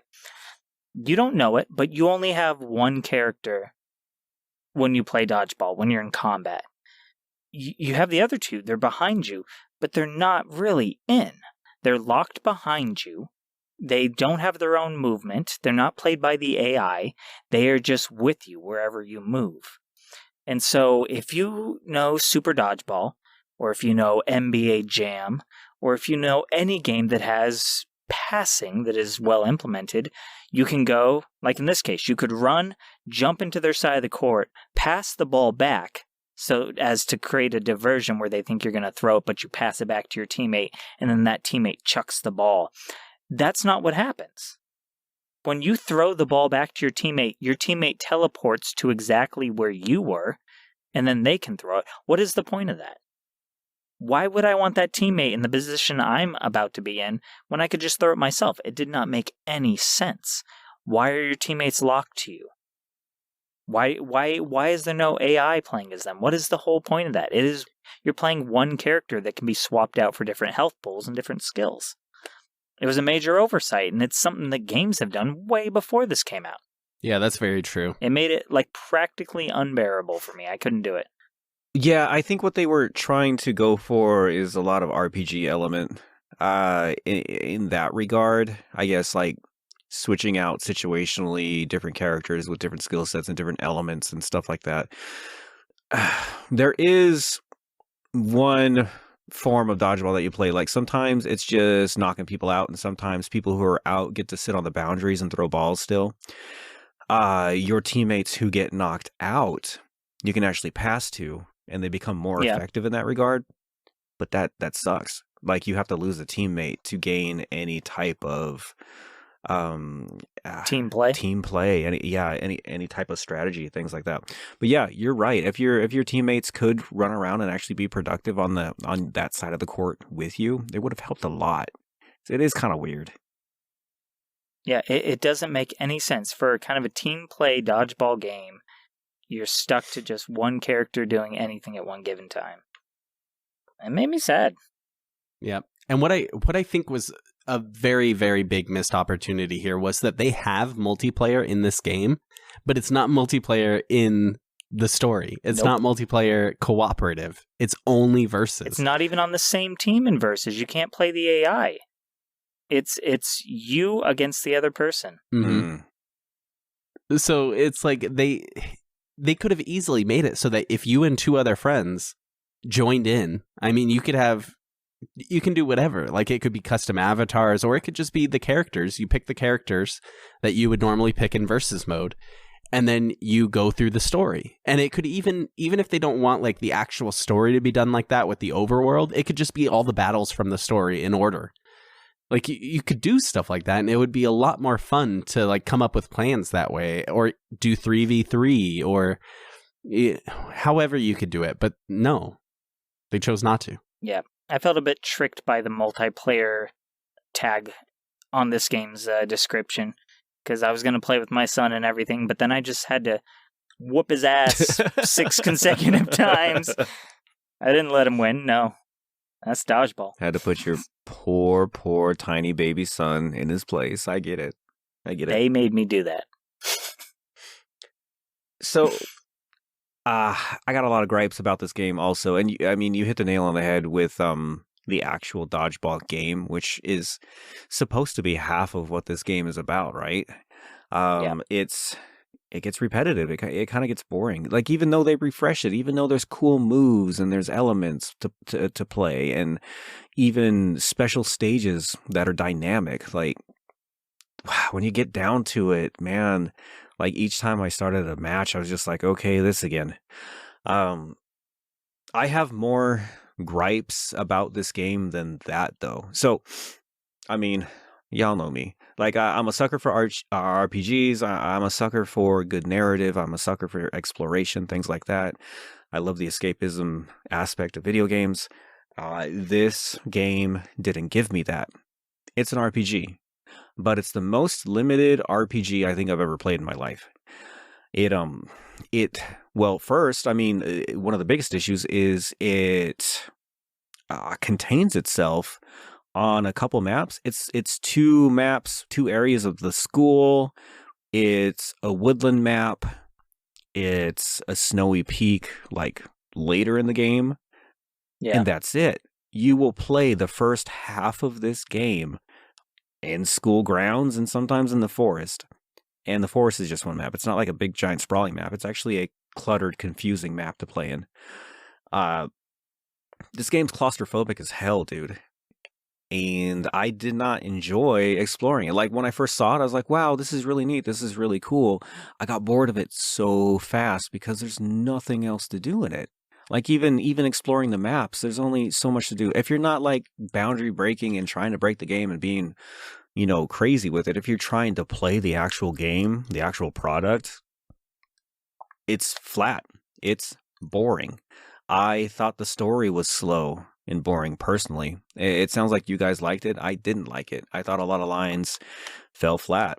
The characters were neat, but the jokes, I all thought fell flat.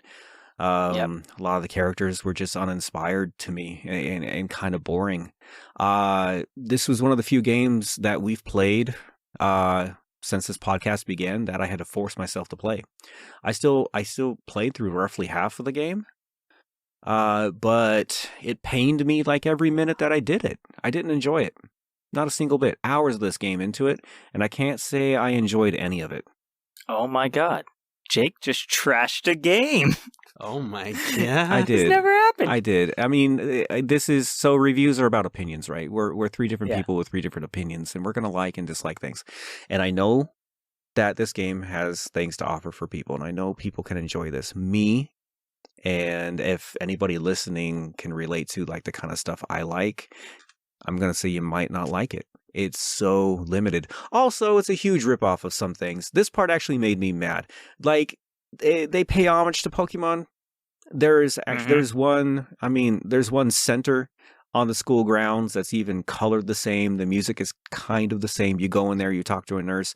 It even plays a jingle that's kind of the same as getting healed up in a Poke Center. Yeah, it fades to black. Yes, and when games start, it's almost the same as when like a wild encounter starts in Pokemon, things like that. When I saw that, it just made me mad and want to play Pokemon. Like, I even would say, oh, Poke Battle. Yeah. Yeah. It felt like I don't know, it felt less like a tip of the hat and more like what you would see in rip-off games to me. Mm-hmm. And it actually, I didn't like it at all that they did it, because I don't think it was well executed. I don't think it was a tip of the hat. I think it was a rip-off. That's so interesting. Like, I think it all depends on how you feel about the game in general when you see those things, because like with the M. Bison situation with, what was that game?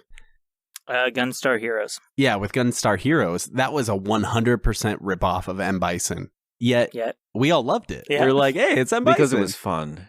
I think that's why. It was fun. He was a different spin on M. Bison. Like, anytime he was on a screen, it was goofy and fun, and you're like, that's cool. Yep. And I personally, I was like, oh, look, a Poke Battle. Like, this is fun. I like that they're paying homage to that. And you're like, I hate that they ripped off Pokemon. And I think it goes to, you know, art is subjective. Yeah. And homage versus ripping off is also somewhat subjective, unless you're in a court of law, and then it's objective legal fact. But overall, I think, you know, it's in the eye of the beholder. Yeah. Well, I don't think I cared enough, but if I did care, I would be like, oh, that's not homage. Homage is like subtle reference to with one element. This is like, yeah, we just took this. This is ours. We took it from, we just copy paste. They did take it directly, because like the battles will, I mean, you can walk by someone and you get caught, just like a Pokemon trainer. Yeah, the little line of sight battles start.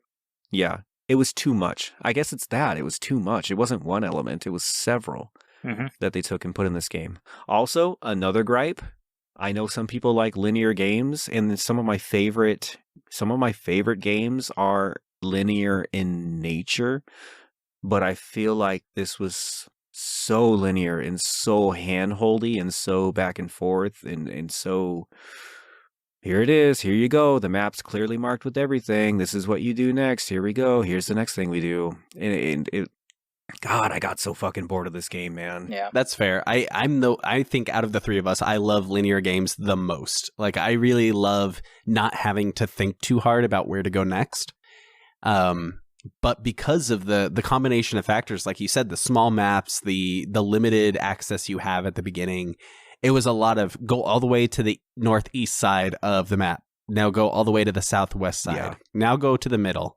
Now go back to the southwest. Now go to the southeast. And it was a lot of travel to pad out the time. And then in between, you're getting caught in trainer battles. Absolutely. I was super annoyed about how many times I had to go to the forest. Oh, yeah. Because it's a maze there. And eventually I figured out, if I want to go to the science center, I got to take this route. But if I want to go to the spooky woods, I got to go take this route. Eventually I figured that out, but it was still just like, oh my God, again. Yeah. I chalk a lot of this up to, and since Jake took the seal off of it, yeah, I tried myself not to be like, all right, this is boring, skippable, nonsense dialogue. I tried to be like, okay, Jake would be proud of me right now. I'm listening to it and enjoying it. But the point I want to make here, this game's probably for like 9-year-olds.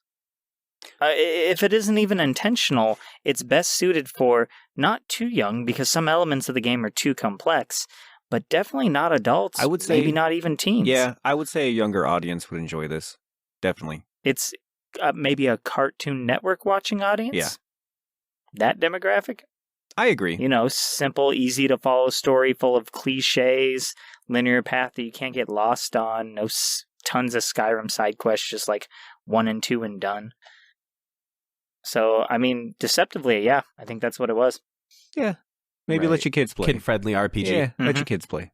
And that's one of the things, another gripe I had was that typical RPGs, they have two sides of the game. They have the main story, leveling up, RPG elements, defeating the bosses. They have that sort of thing. But then they have another side. When you start getting burnt out of doing these stories and traveling, there's usually a place you can go or actions you can take outside of the normal game that have like a side effect, right? So with Final Fantasy, it's like Chocobo Racing, or the card game in Final Fantasy VIII, or you had Blitzball. Yeah. Witcher has Gwent. Mm-hmm. All of these games have different side things you can do, whatever it is. And this one just didn't. Yeah. Like, there's some exploration, there's some boundary breaking, and I love that side of it, but there was no built-in. They had the gaming loop, the main core gaming loop, but they didn't have that side loop that you can switch to when needed. And I think that was a big mistake. Okay. Well, let's jump into what matters. What do you think Dodgeball Academia brings to the table to make it a good contender for the champion of Dodgeball Domination? I mean, the game's got dodgeball, which is, you need that at a minimum. Yeah, definitely. And it's all about domination. Like, the entire story is about domination. You start off, you get superpowers to allow you to dominate. All the characters have different things that allow them to dominate. That's true. And you're going through an entire championship, and you are dominating. Regardless of who it is, you have to come out on top. It will not let you lose. You have to keep retrying until you dominate. So when you're talking about domination, this game has it in spades. Yes, and Dodgeball is a story of underdog nerds and the big jocks who throw balls at them. And this has a story in it. It actually tells the rising up and the drama of it. And that's what Dodgeball is all about. It's about the stories and the drama. So I think that gives it a chance to win. I would say the movie Dodgeball proves what you said right. That's exactly where my mind went. That's where I base all my knowledge of Dodgeball. All right, well, that's Dodgeball Academia, a really neat take on the sports RPG franchise. That's really pretty to look at and it has fun music, but is it enough to make a champion of Dodgeball Domination? Take it away, Kizzy.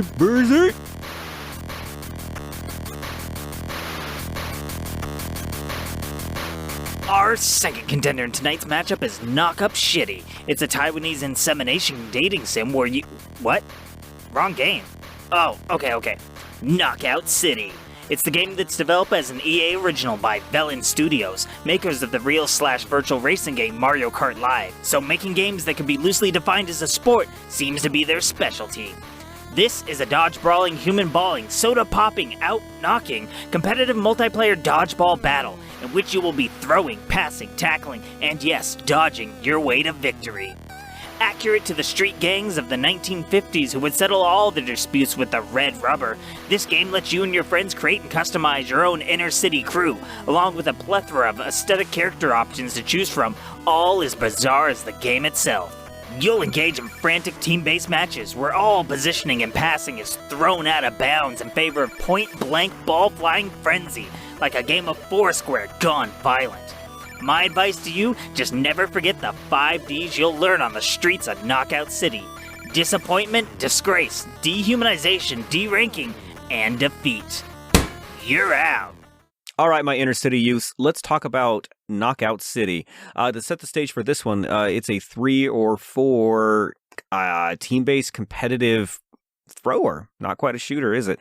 Where you team up and you got to smash the other team. Let's go ahead and jump into what's good about Knockout City. I'm throwing my coin. Oh no, whose face is on it? It's screaming. It's JB. He's flying into infinity. JB, start us off. Hey, I'm flying here. I love this game. The customization that you have over your character. I was able to create this greaser from Greece with this huge, pompadour slicked back. Yeah, I love that look. The stubble, the blue leather jacket, skeezy facial hair. The skeezy facial hair. Oh, it was glorious. It was absolutely glorious. And Cowboy made this just sickly looking dude. And it was a lot of fun just customizing it, creating your crew, jumping in together. And then actually playing the dodgeball. It was fast, it was fun, it was chaotic, it was competitive. There's ranked matches, and yeah, I love me some competitive games. Multiplayer competitive is just chef's kiss. So I was in love with this game from the very beginning. This is a great game, way better than I expected. I expected kind of just of a random flop, whatever game. It is well put together, surprisingly. To me, it is like Overwatch level. I absolutely love the aesthetics of this game. It looks like they put a lot of time into making this a complete looking and feeling game. To give you an idea, you load up into this little hideout, this little rooftop that all your friends on your team get to just muck about while you wait for your match to start. You're not sitting in a Call of Duty lobby. You are chucking different powered dodgeballs at each other, joking around, practicing your catching while you're waiting for the next match to load. That was amazing. The amount of customization is amazing. The look of the characters is really cool. And then that's not even getting into the gameplay of it. Getting into like all the different techniques. I think this is a slept on game. I think it's an underdog. I don't think people realize how good this game is. What about you, Jake? I feel like maybe you love it a bit less than us. Or maybe you've grown in the past week or so. Okay, so here's my story. At first I was like, what is this? Competition? Garbage. No story? Get out of here. I can't even grow any crops in this game? Fuck that. But, I mean, honestly, when I jumped into it, first I played it solo for a while, and just learning the game and not playing it with anybody I knew, things like that, I thought it was garbage. I had so little fun doing it solo, trying to learn the ropes of this game, and I was ready to actually write it off. But we finally all got to play it together as a 3-man team. GameCorp Gamers with the Z, baby. Look out for us.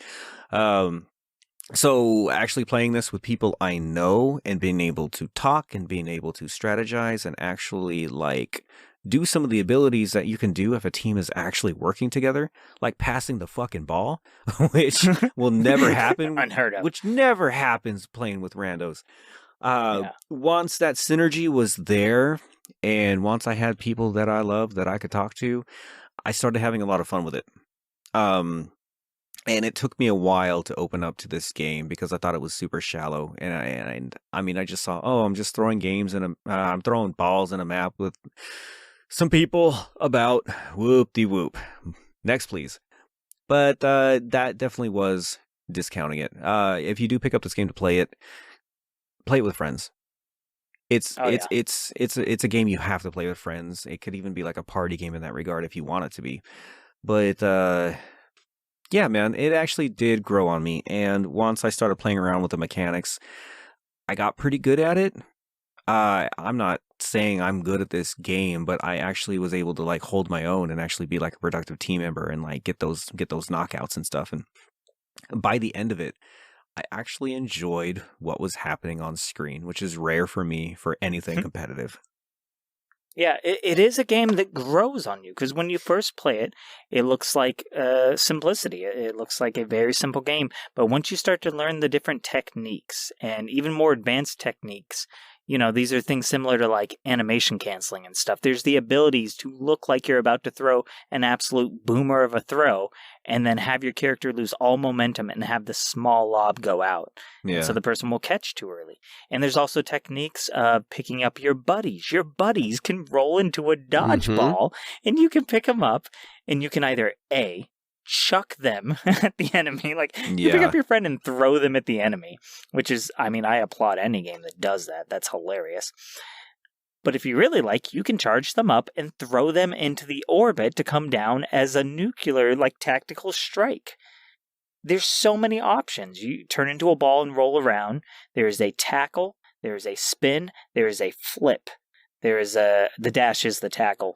There is so much versatility to this game that you don't realize that it's actually amazing in its control. Yeah. And it's, yeah.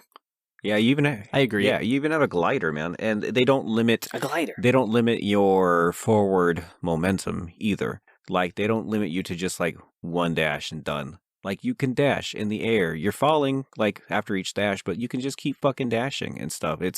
They don't limit your forward mobility that much, which makes it actually feel pretty good to muck about the map on. Yep. And something I want to give them credit for is it's not pay to win. That's true. Nope. You can pay for microtransactions and you can get, special skins and all that kind of stuff, but it's a fully priced game, or you can get it on Game Pass and you can just play it. And it's up to your own skill how far you progress. And you do unlock enough during just playing the game and being good at it that you can have some pretty cool looking skins and like entrance moves and some cool cars. And so they like drip feed you those things, and you can buy them if you want. But the biggest thing for me with competitive games is it needs to be skill based.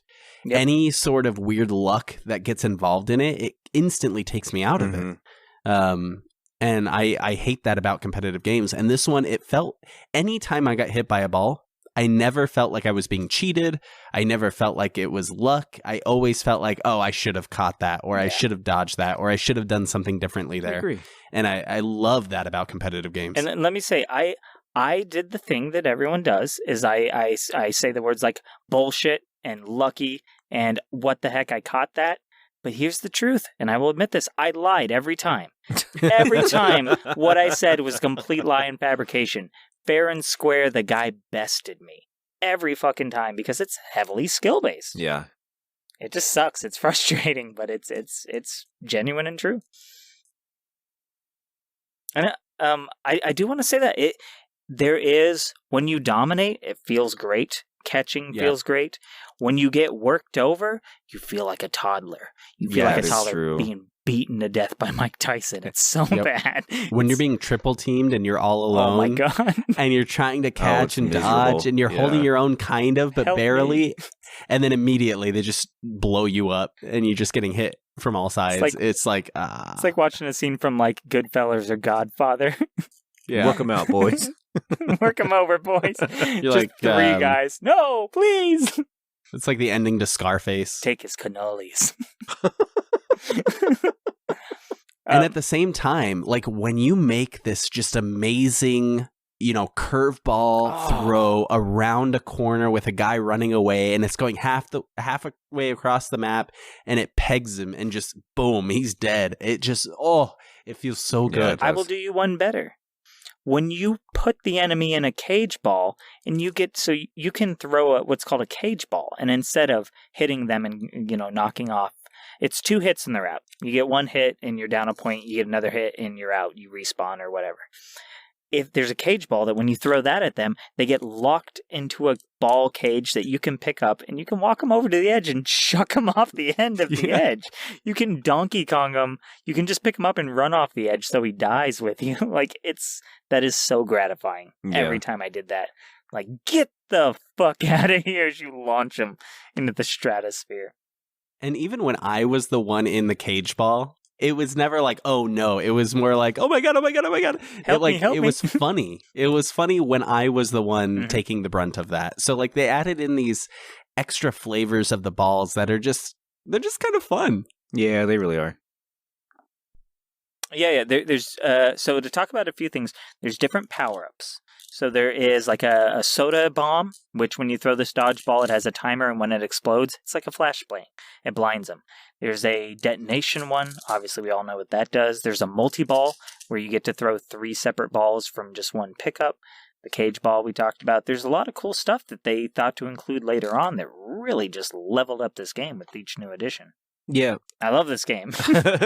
Yeah, I will second the fun part. It looks like they did design this game with fun in mind, and I will say that some competitive games, I feel like, it's just an opinion because I don't know, I have no facts to back it up, but it feels like some competitive games kind of forget to put the fun in it. They forget that it is a video game and some of it should be goofy and fun. It's not all just hardcore competition like may the mightiest bros of win. It should be fun and enjoyable, and they did develop this game with that in mind. Well, and can I backpack off that feeling to say it is refreshing that this isn't a shooter? They're not putting... it's competitive, and you feel that competitive sense as if you're playing CSGO or Call of Duty or anything, but it's not. You're playing Dodgeball. And it's at that level, but it's a different take on competitive... I want to say shooter, but it's throwing. It's refreshing. That is the best way to say it. Yeah, and I want to call attention to the fact that Jake actually likes this game, which is... Jake liking a competitive game is like me saying that, a horror game is my favorite of the year.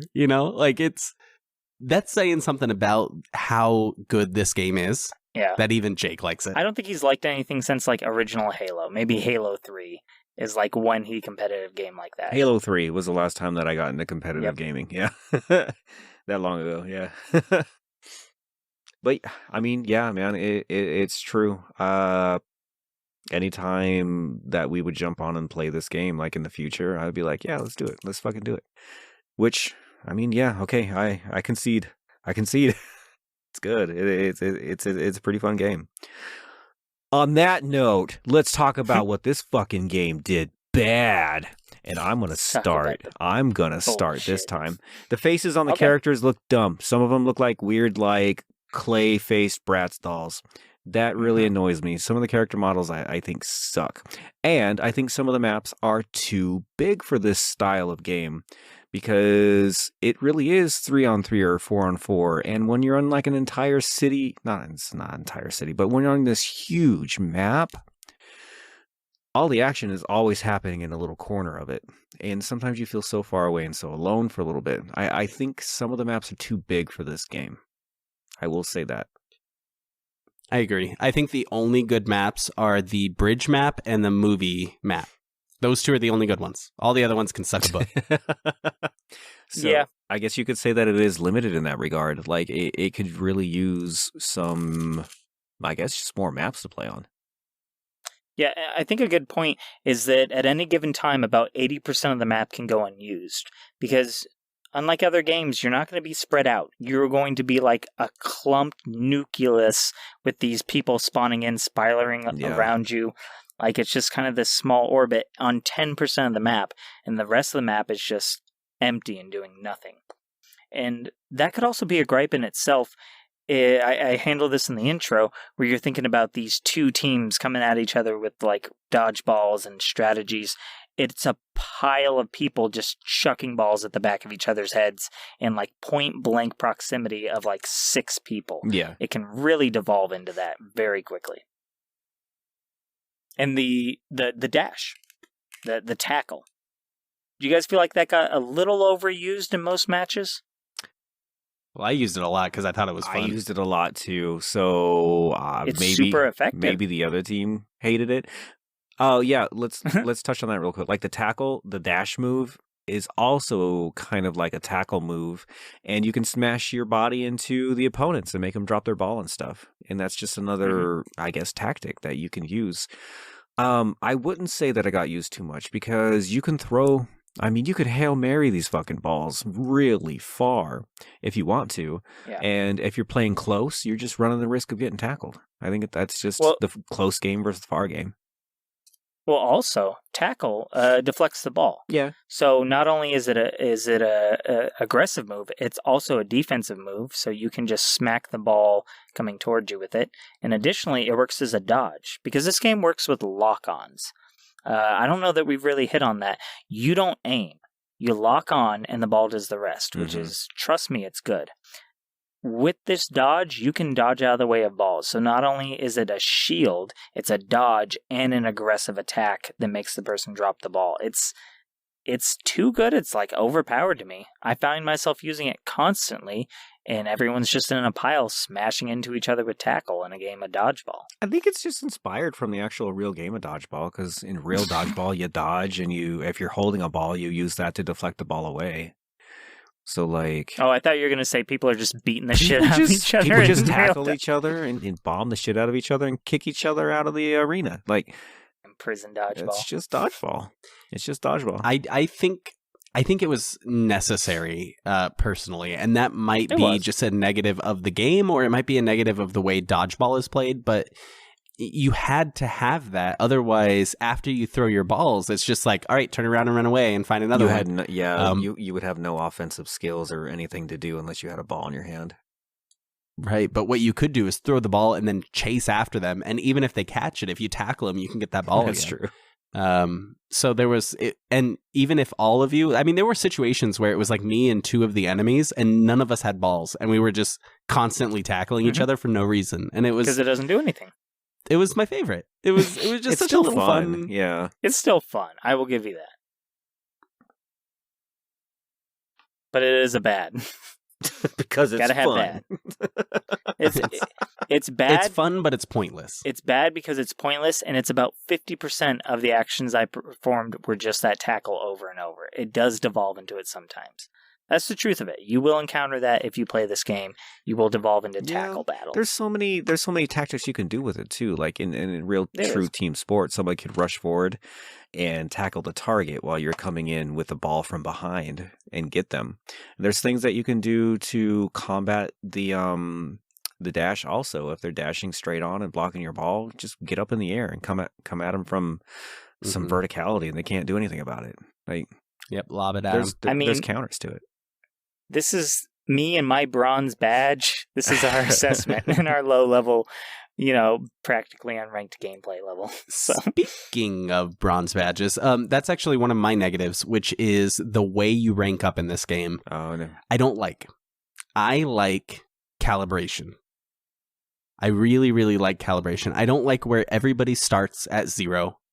And then you just have to keep winning to get up to a certain rank. I want to know, based on my performance in like 10 games, 20 games, whatever you want to put it at, where I rank according to other people, and then try to work my way up from there. Yeah, it's a ladder you climb, not a placement. Yeah.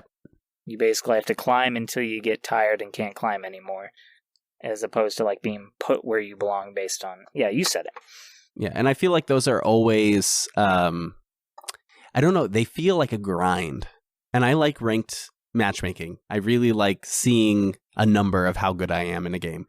And I don't like the way they do that. Pokemon Unite does that, and I like Pokemon Unite, but I always feel like you never know, hey, am I better than everybody else, which is like, and my team is really bad, that's why I'm losing?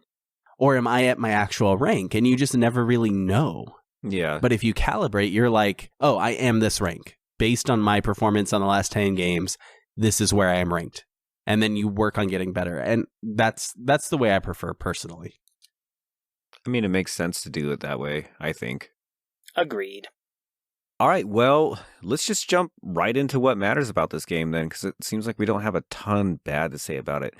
What does Knockout City bring to the table to make it a big contender for champion of Dodgeball Domination?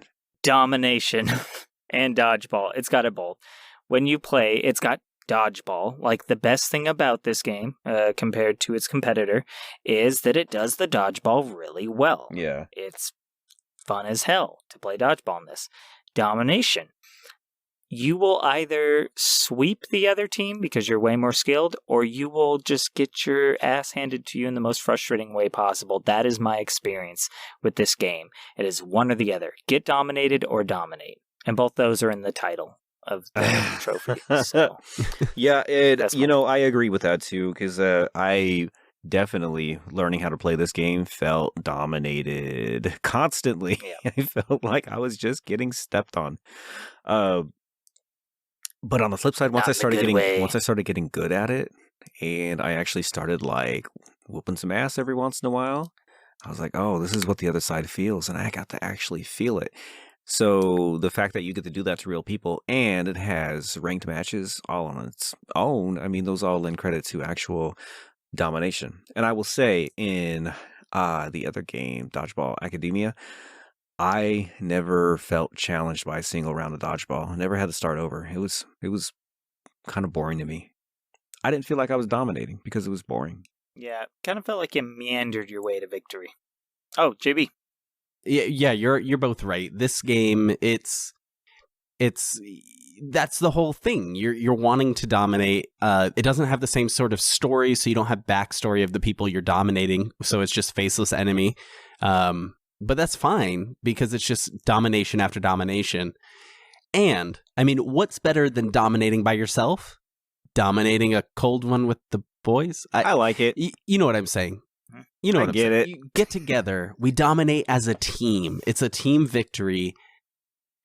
And honestly, there were moments where I felt like a golden dodgeball god playing this game. And I think that those are all good points for it.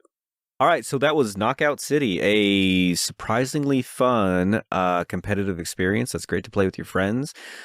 But they got them weird brat-faced, dough-faced characters, and they drive me a little crazy. Well, now you know what's good, what's bad, and what matters about each game. As always, our contenders will be awarded trophies based on 3 categories: art direction, fun factor, and game design. And then with those in mind, we'll go ahead and crown an ultimate victor for today's battle. Up first with the art trophy, Jake. Hey, that's me. Have we met? Who are you? So, here comes the art trophy. I think the art trophy for this episode is kind of a given. Knockout City isn't a slouch in the art and sound department, but it's a game focused on gameplay first and everything else second. Dodgeball Academia features a rich, even if limited, environment to play in, and an admittedly awesome take on traditional character models. It even has a story that plenty of people can find enjoyable. For its great character models and inclusion of an actual story, Dodgeball Academia takes the art trophy. And I'm up next with the Fun Factor trophy. Now, this is somewhat of a toss-up for me this episode, and if I was being entirely subjective, I would have to give it to Knockout City due to the fast-paced multiplayer mayhem. I love multiplayer games, I love competitive games, and I love dominating. And Knockout City hit all of those marks for me. On the other side of the equation, I would not want to play it by myself like Jake did.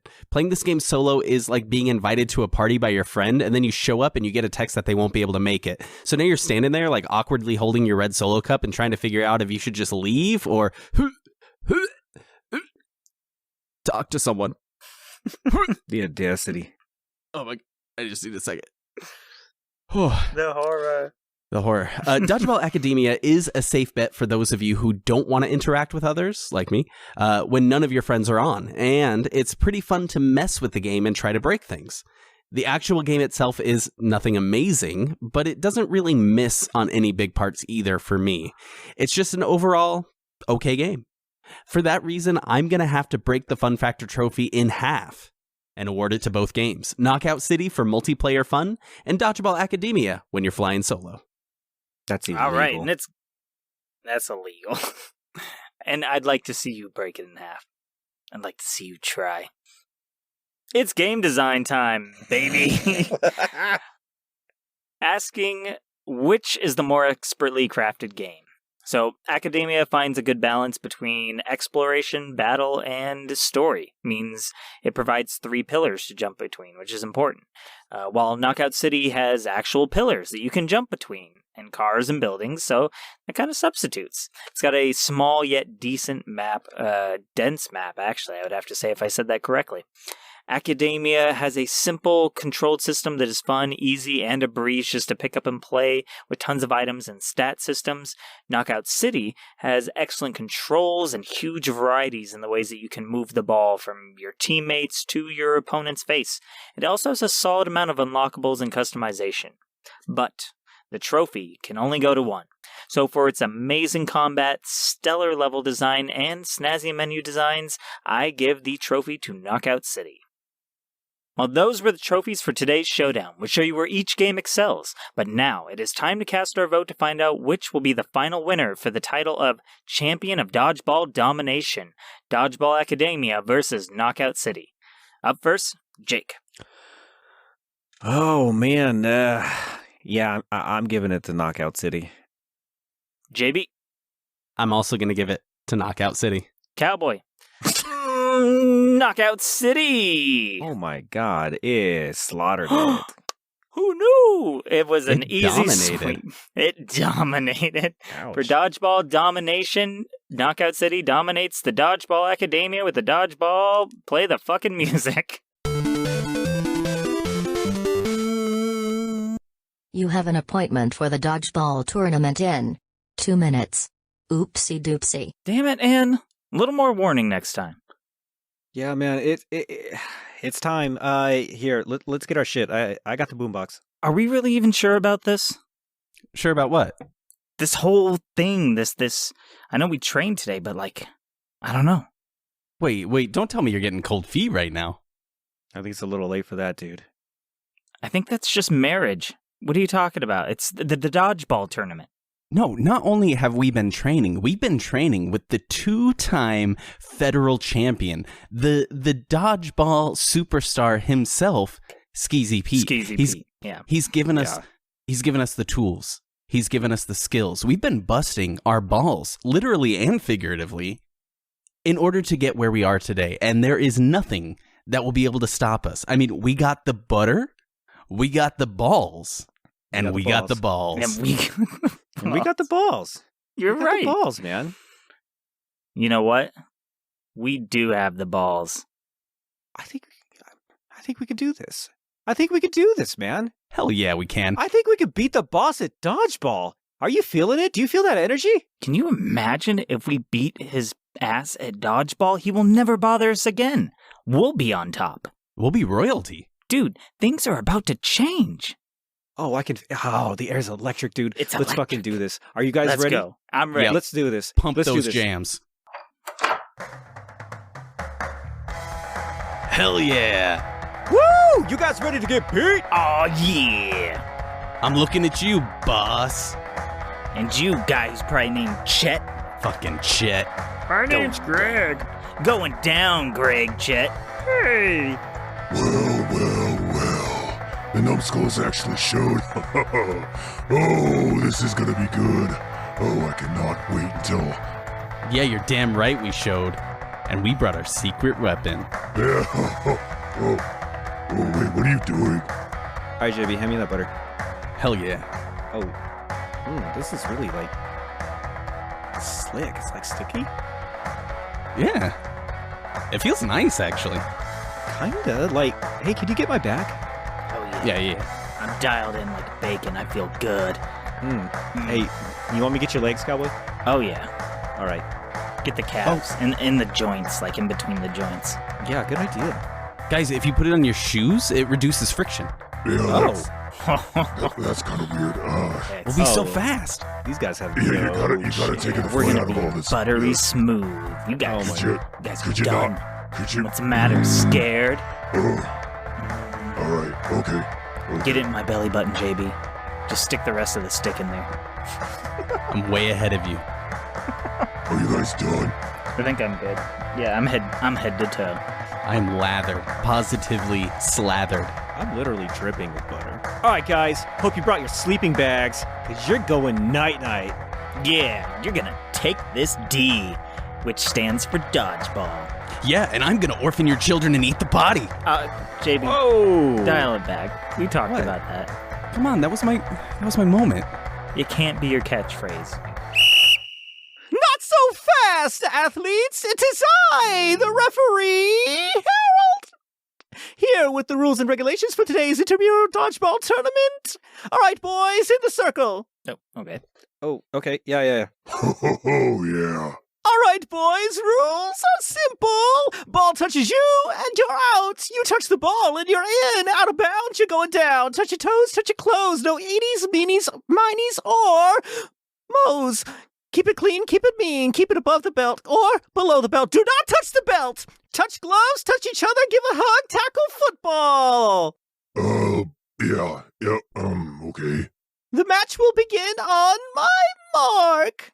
All right, boys, huddle up. We're gonna execute Falcon Blue. Hell Cowboy, you're on West Wing defense. Always. Jake, you're gonna hit him with the lopsided Squirtle. Fuck yeah, laser focus. And I'm going right down the mid. That play's experimental. It's never been tested. They'll never expect it. Nobody's crazy enough to do it. Except us. Fuck yeah. Fuck yeah. By the power vested in me by the official GameCorp Dodgeball League, let the games begin!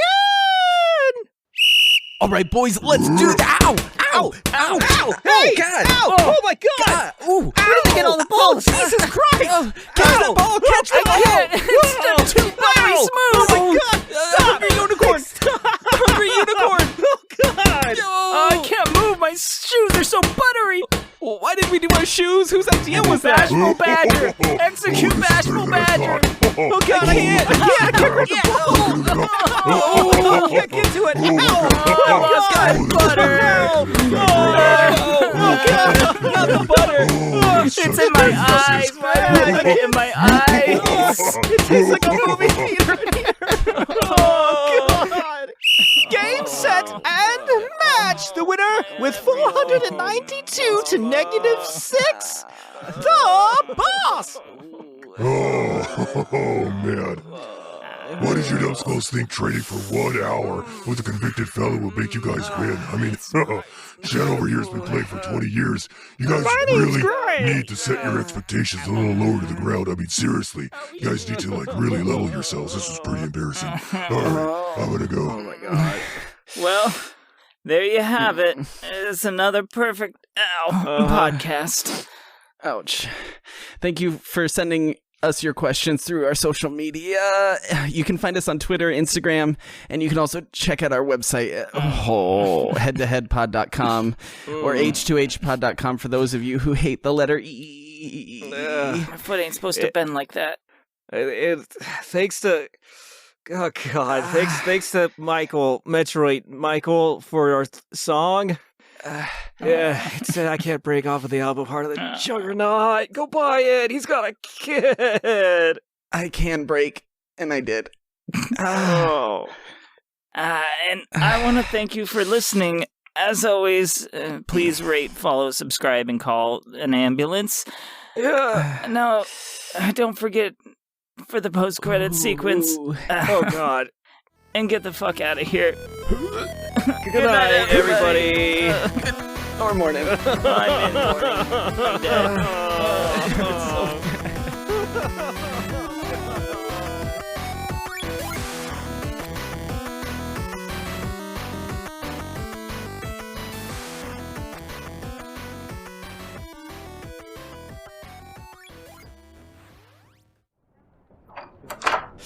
Oh, man. Oh, God, I think my ankle's broke. Oh, my spleen. Why do they always aim for the spleen? Oh, man, I don't even know where that is. I don't either, but wherever it is, it hurts. That was amazing, guys. You were incredible out there today. Thanks. I think all we did was get the shit beat out of us, like, instantly, Anne. I know, and I enjoyed every second of it. For the first time since my awakening, I feel something other than hate, almost like the opposite of hate. Oh, and I think the word you're looking for is love? Love is for losers, like you guys. Hey. I'm pretty sure the feeling I feel right now is not hate. Not hate that. Yeah, that's it. Great. You learned your word. Good for you, Anne. Can we just go home now? Can you walk? Not really. Then no. Looks like we're having a sleepover. Yay!